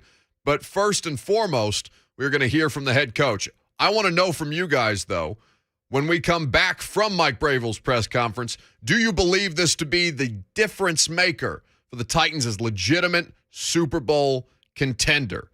That's the conversation that we're going to have after we hear from the head coach. 615-737-1045 is the number. That's how you do it. But right now, let's go live to St. Thomas Sports Park before we get everybody involved. Of those deep passes. So, it'll be critical that we try to do everything we can to defend them. Was wondering if you had any response to the charge against Bud and what that could mean for him moving forward. Obviously we're all aware of it. We'll continue to monitor it. And, like always, we try to do everything we can to help our guys make great decisions on and off the field. And, that's my response. We'll continue to monitor it, communicate with Bud, and, see how everything will eventually play out. How big of a difference from the last game? You now have Zach Cunningham on your side of the defense rather than on the other side of the field. How, with his growth and grasp of the defense so quickly, how much of a difference can that make in this game? Well, I don't think that defensively, we just turned the ball over the last game. Zach's going to try to do everything he can to help us, whether that be left tackle on the punt team, playing special teams, or playing defense for us. This is about, where we are in our 17th game and about the things that we're trying to improve on and continue to make our charge, to play our best football down the stretch. How much has Ben been kind of the glue that's held the offensive line together this year through a whole lot of... Well, I think that since the time that Ben's, come into the league, I think that's always been something that he's, whether that was in Houston when I was around him or here, Ben loves football. Ben loves, his teammates. He does whatever, he can do to help the team. And a large part of that is making sure that everybody up there is on the same page, trying to execute whatever scheme that we're trying to do. You mentioned the challenge of, we asked you about the challenge of dealing with Derrick's decision. Going in with a chance to get the 1 seed, the bye, what factors do you think of? Chiefs play the night before or the day before. You'll kind of know what your status is when you kick off on Sunday. Do you think about trying to rest players, or with a chance at a bye, play starters longer? There's an awful lot of math. I think that winning takes care of everything. That's the one thing that I've learned since I've been in sports or athletics, is that winning usually takes care of everything. Do you have a unique or special message this week, different from other weeks? Winning takes care of everything. You mentioned the turnovers in the last game. This is something you've said the team emphasizes every week. At this point, do you even need to say anything more about that? I probably don't, but I do. Just to show them the difference, the way that, when you possess the football, that you can turn drives into points. And, if we're not able to score touchdowns, we can, rely on Randy to give us some points. And, when you force turnovers defensively, it creates short fields for the offense. And we're doing those in both of those phases. We did that, and the special teams created field position. I thought we did a great job of that the other day as well, which we'll need to continue.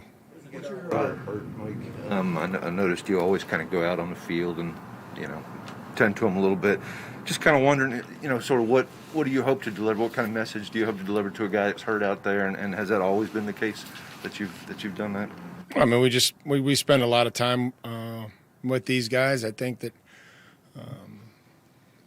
like I tell the team, when I first got the opportunity to do this and be a coach or a head coach, you want to try to make it as close to a family atmosphere as you can. Which, there's always issues within families. There's arguments. There's disagreements. Everybody's different. We respect everybody's own personality, but I think in the end you try to come together for a common goal. And so we do spend a lot of time with these guys, and you never like to see anybody injured, so I think that's part of my job, is to go out there and make sure that, guys know that we care about them, other than just, a pair of shoulder pads and a helmet. What's your expectation for Ryan Izzo coming in into the tight end room at this late juncture? Expectation is to do everything he can to be ready to play in a football game, and when he blocks, finish longer than the guy with the ball, and when we throw it to him, catch it.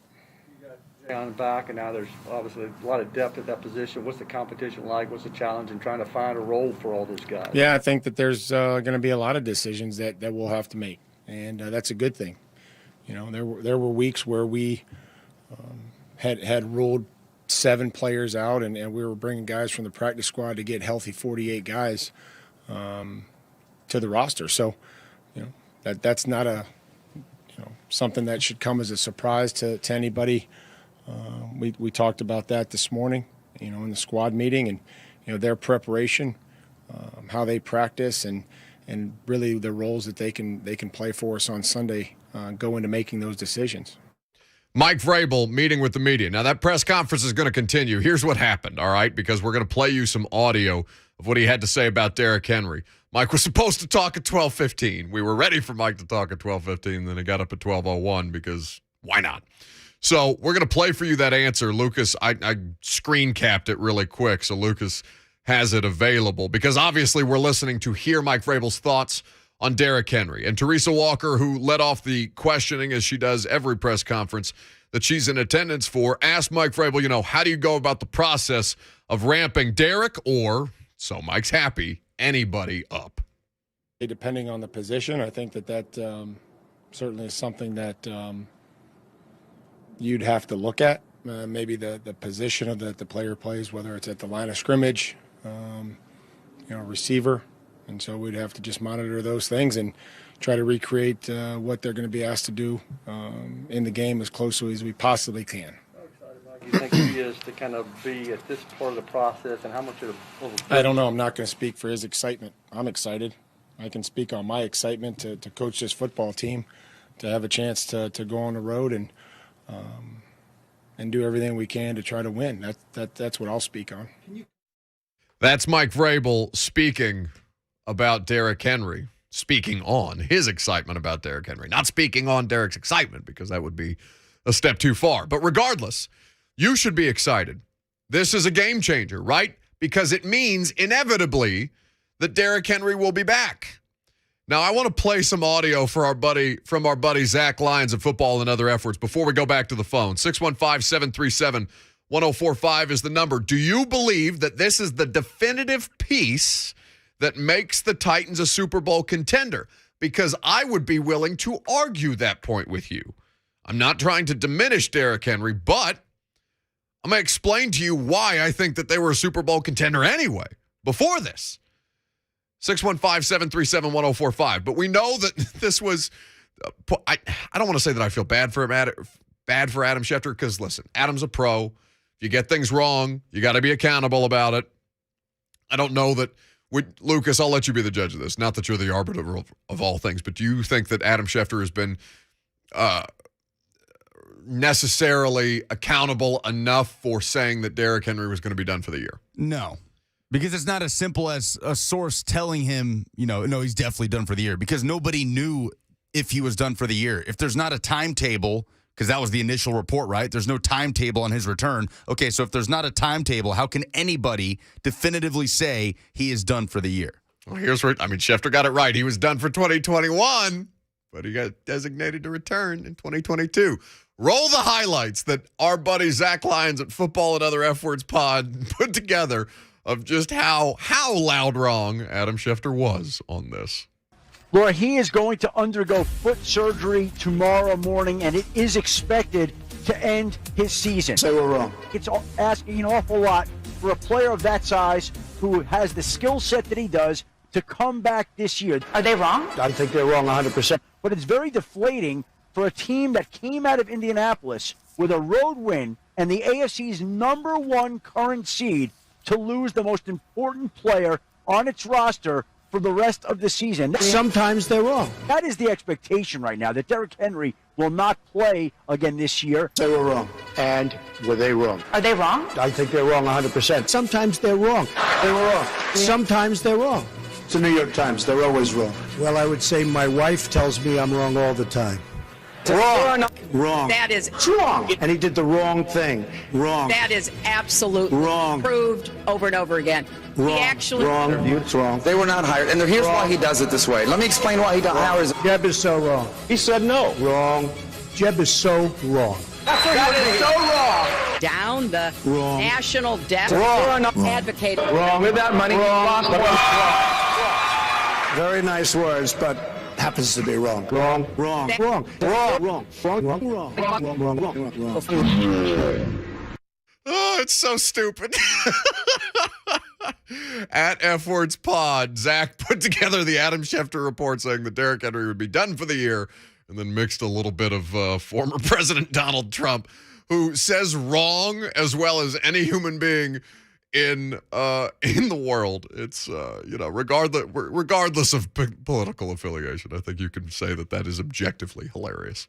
All right, when we come back, we're going to take your phone calls on this. Do you believe Derrick Henry to be the definitive piece that makes the Titans a Super Bowl contender? I'm going to tell you why you're wrong if you think that way. Coming up next, and not for the reasons why you might imagine. I'm Buck Reising. It's 104.5 The Zone.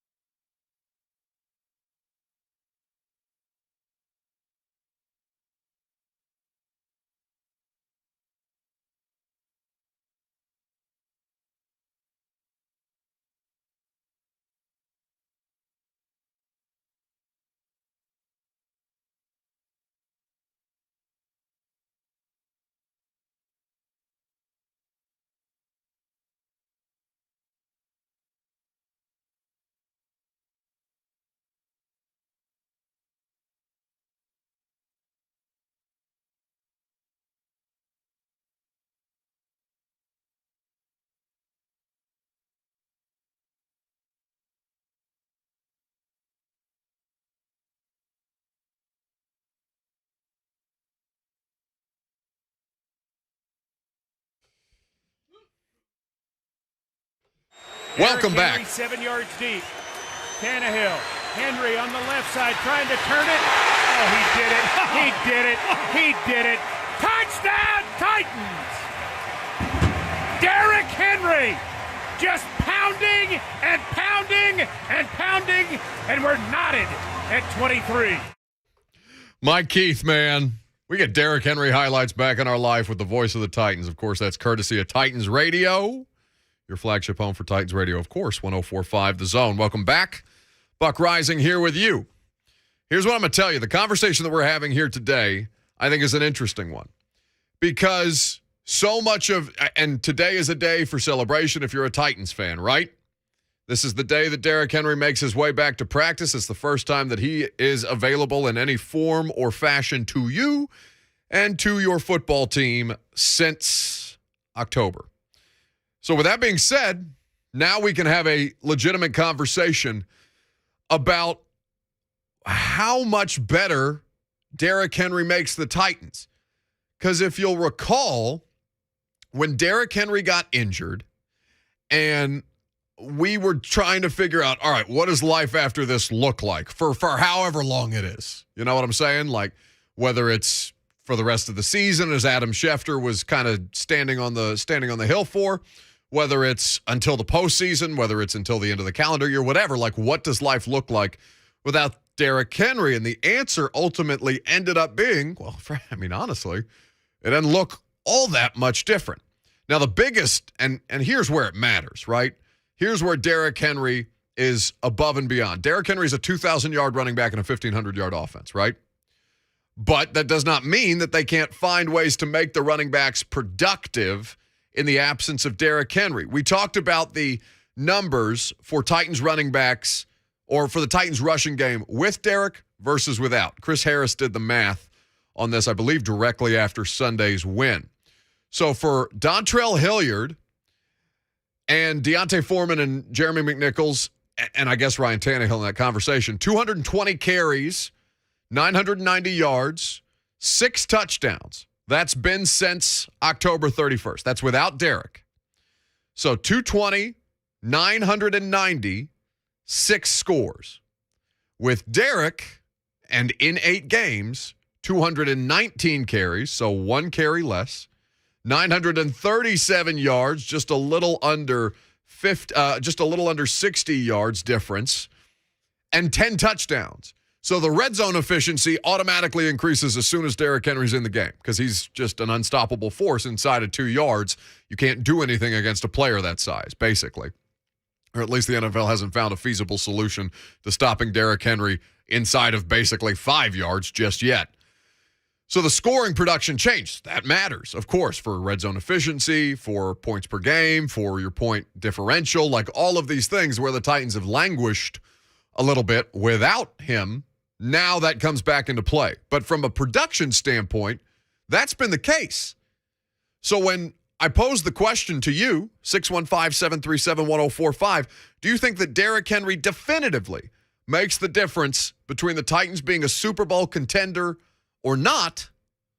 I would say to you, no.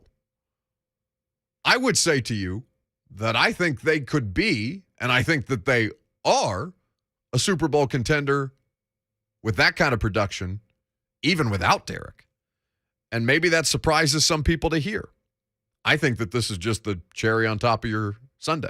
I think that's the right analogy. 615-737-1045. Do you believe this to be definitively the difference maker? This one guy for the Titans' chances at making the Super Bowl. We can get into whether they can win it or not in a different conversation. But making the Super Bowl, getting to the game, do you think this is the thing that ultimately decides their fate? Let's go to Drew in Hendersonville, who's been waiting patiently. What's up, Drew? Buck, how's it going, man? It's going great, buddy. Hey, I was just going to let you know, honestly, Derrick Henry, like you said before, we have been a Super Bowl contending team. I have thought that as well, even without him. And can we just say, too, that Coach Mike Vrabel needs to be Coach of the Year after everything he's been through, just with the most injured team in the NFL and just everything he's gone through. So, and then to have Derrick Henry come back along with Deontay Foreman, I mean, man, that's just scary to me because if I'm a defender, I wouldn't want to hit both of them the way they've been running the ball, especially in cold weather. If we beat Houston and then, secure that number 1 seed spot and get that home field advantage, that'd be scary, man. Oh, listen, you're spot on. Thanks for the call, Drew. 615-737-1045 is how you jump in. Here's the numbers on D'Onta Foreman against the Dolphins, because Drew brings up a great point about where we are in the season this time of the year. Now, if you're in Middle Tennessee that we're getting ready for snow at the end of the week right now, that the winter weather is officially upon us after having, what has been one of the warmest Decembers in living memory, basically. But at this point, I want you to consider this. Sunday's game against the Dolphins had the potential to be one of the coldest in history. Now, it did get progressively colder as the day wore on, but for the Titans, this was a situation where you saw how little Miami wanted to do with D'Onta Foreman in that kind of weather. Now, imagine that you're a team who's been slugging it out for a good portion of an extended NFL regular season. You're dragging the bodies across the finish line. You're tired. You're beat up. The weather's getting worse. So now you got to play, for anybody who's playing in outdoor stadiums, now you got to gut it out a few more times. And then ultimately, when you look at this, you say, well, it's already happened. The style of play has already been successful. Listen to the numbers on D'Onta Foreman, who had a career-high 132 rushing yards against the Miami Dolphins on Sunday. Those numbers are made even more impressive and more effective when you consider that 71 of the 132 rushing yards came as yards after contact. That means that the Dolphins were getting to this dude, hitting him, and then he would push forward for more than 2.7 yards after contact per attempt. That's crazy to me. They are bludgeoning people right now. So the style of play works. The only difference is now it's getting a lot bigger, a lot faster, a lot stronger. And this is as fresh as Derrick Henry's going to be at any time in his career. Can you imagine what it feels like for a football team that likes to make you physically feel them to have that as the upgraded asset in the backfield? That doesn't sound like a lot of fun if you're a defensive player. 615-737-1045. We got Downtown, who's in Nashville, up next on 1045 The Zone. What up, Downtown? Hey, Buck, got 2 points for you. First, I want to address a misconception on re-injury on a Jones fracture, specifically looking back to Julian Edelman missing the playoffs when he came back and re-injured his foot, and then specifically after that, Sammy Watkins the year after in 2015 when he re-injured his foot. It's not about the fracture itself, because the screw set and the plate that's set actually takes care of the fracture. What it is if they go back and they test it and those screws get loose, then they have to go back in and do surgery to retighten those screws, which is ultimately what ended Sammy Watkins for 2 years, and the reason why Edelman missed the playoffs on that run. So it's not so much as is this fracture actually going to happen again? It's how the body responds and if it rejects those screws after a lot of friction and irritation. It's a great point, Downtown. I appreciate the call. 615-737-1045, because I do think that is, that the issue people think is going to happen is that something's going to happen to the foot again. No, they want to make sure that the thing continues to last beyond what they have done to the foot and how it handles that increased workload, that increased pressure that's going to be on the parts that were put back into place, the screw and the plate that is associated with the Jones fracture surgery. 615-737-1045. Let's go to, we got Jerry in Clarksville up next on 1045 The Zone. What's up, Jerry? What's going on, guys? What you got for me? What you were talking about there a while ago, they're a team. And right now that defense is raw. I mean, they're savage. And of course, Derrick coming back, that's like you said, it's just going to be a cherry on top of the sundae. Oh, yeah. I'm like you. I mean, they made it this far. I mean, with him hurt and him coming back, that's going to free up some pressure on some guys, and maybe he can, lead us through, But that's all I got. I just wanted to, basically they're a team. They fight together, they win together, they lose together. They've showed that. They've proven. Y'all have a good day, and I'll shut up and listen. Thanks so much for the call, Jerry. We appreciate it, man. 615-737-1045. They've proven a lot to a lot of people. No? I think if you'd have told me. Now, I didn't do the Stephen A. Smith thing, right? Because the Derrick Henry news came out night of. And for Derrick, there's a lot of success that's associated. There's a lot of Titan success that's attributed exclusively to Derrick Henry. And while that is easy to do, and while he does deserve a ton of credit, there is a lot of reasons why this team has been successful beyond Derrick Henry this year, no? Think about what the best thing of the Titans, now 11-5, looking to go 12-5 and lock up the AFC, the top spot in the AFC, the first round bye, and, of course, the top overall seed to make the road to the Super Bowl in this side of the bracket run through Nashville. All impressive stuff. What have they done best among everything else this season? Well, you could say Derrick Henry. You could do that if you wanted to. And I'd tell you that you're wrong for the first time and probably, since Derrick Henry became the full-time starter, really. I would tell you that you're wrong. I would attribute the greatest source of the Titans' success this season to the defense and the fact that they have figured out the personnel and the secondary issues, the personnel issues that have allowed them to be, they have over 40 sacks this year. Guys, they had 19 in the last week of the regular season and made the playoffs anyway. 41. And sacks aren't the most, sacks are a great measure of a pass rush in total, not of an individual pass rusher. They're getting it from all over the place. But the most important thing is that they can do it with 4 and drop 7 into coverage, and it makes your life so much easier. So much easier. And that's not something that's going away. Like this Bud Dupree thing, it's a slap on the wrist. This is going to be an expensive parking ticket, basically, for Bud, this assault citation that he has received from Metro Nashville Police Department. We've seen the video. It's on TMZ. It's on Broadway Sports. It doesn't, all it does to me is say, if anything, just don't be in there. Don't let your people drag you into a situation where it looks like you're going to be put on the spot like that. Just don't be there. But outside of that, what? Much ado about nothing on the Bud Dupree stuff. So he's not going to miss any time. We're going to talk about this tomorrow, and Diana Rossini is going to be on the radio show with us tomorrow.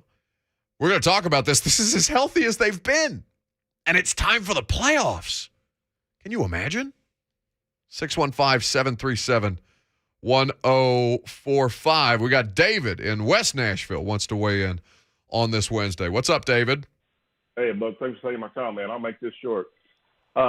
They have a legit chance of winning a Super Bowl without Derrick, but their chances just doubled. Hell yeah.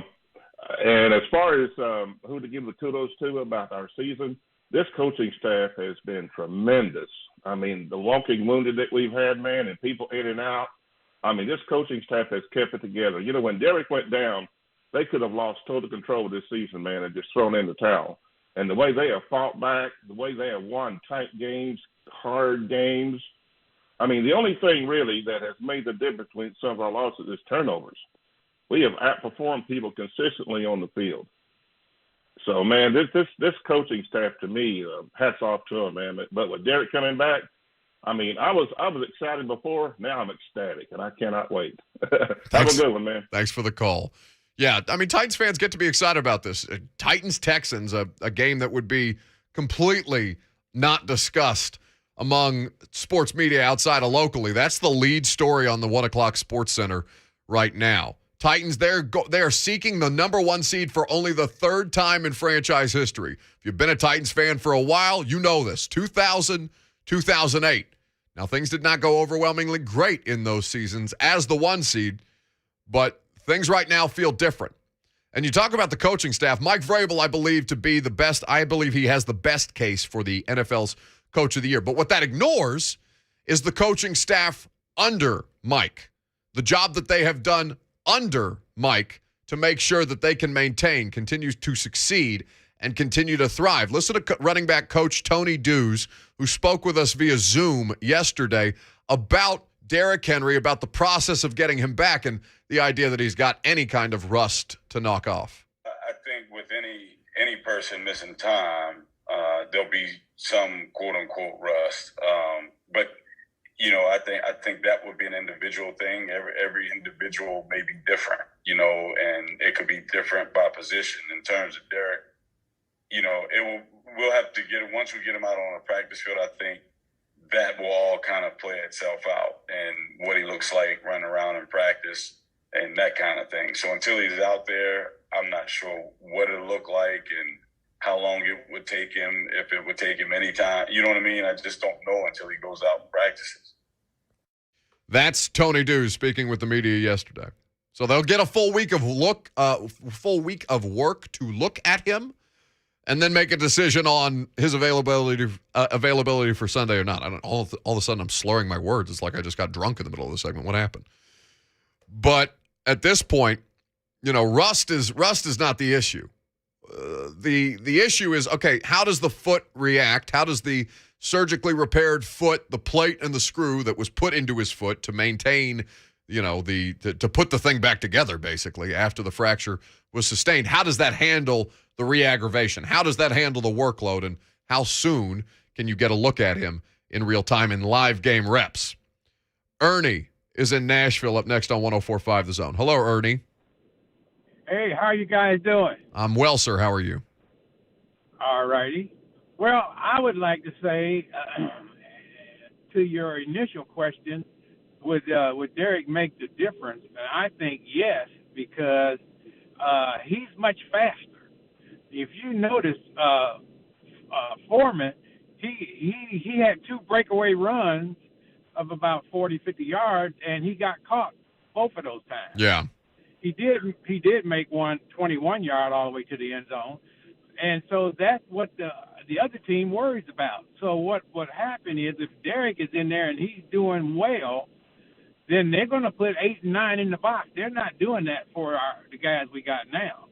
And well, no, Mike Vrabel would disagree with you, Ernie. Mike Vrabel is saying the defenses don't play them any differently. I don't mean to cut people off, but we do have loaded lines, and I want to get to as many people as possible because I know a lot of you guys want to weigh in on this. Ernie, Mike Vrabel is saying no, teams are playing them exact same. You know why? Because they're running the exact same offense regardless of the personnel. And the personnel, frankly, is built to run this style of offense. So that's not actually the case, but the breakaway speed point, Ernie, you're absolutely correct. Let's go to Don in Leapers Fork up next on 104.5 The Zone. Hello, Don. Buck, how you doing, my friend? I'm well, buddy. I don't often call in, but love you guys. So thank you. Two quick questions. So number one, I cannot think of anything.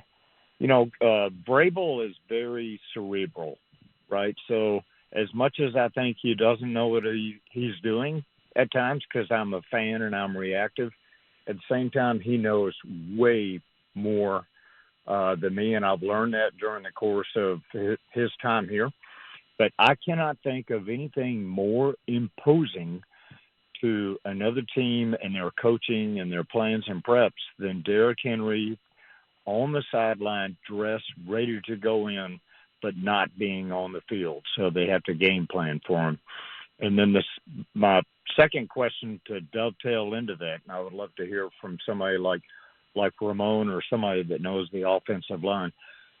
Does it seem that the OL has had to make adjustments for running style between, let's say, Deontay and when Derrick was back there, whoever else was back there, and now if suddenly you put Derrick in, they have to change that scheme and kind of relearn and readapt? And is that disruptive, to game planning? It's a good question, Don, and I thank you for the time. I'll give you some brief analysis because I did not play offensive line like Ramon did in the league for 11 years, but I can tell you I talked to the offensive lineman, and the answer is yes to that. Now, I don't think it's disruptive because you know Derrick, right? Lawan knows Derrick. Saffold knows Derrick. Ben and Nate and David Quessenberry, they understand what Derrick is. Then the job gets a lot easier with Derrick. With the more difficult part was learning Adrian Peterson and Jeremy McNichols and Deontay Foreman and Dontrell Hilliard and sometimes Kari Blossingame. Like, that's 5 different players that I've named as opposed to 1. You're going back to basics. This is what you've done successfully for so long. Hang with us if you're on the lines. We're going to squeeze some calls in on Derrick Henry coming up next. We got the polls to do as well. Appreciate everybody who wants to weigh in. We're going to get to you as soon as humanly possible. I'm Buck Reising, 104.5 The Zone.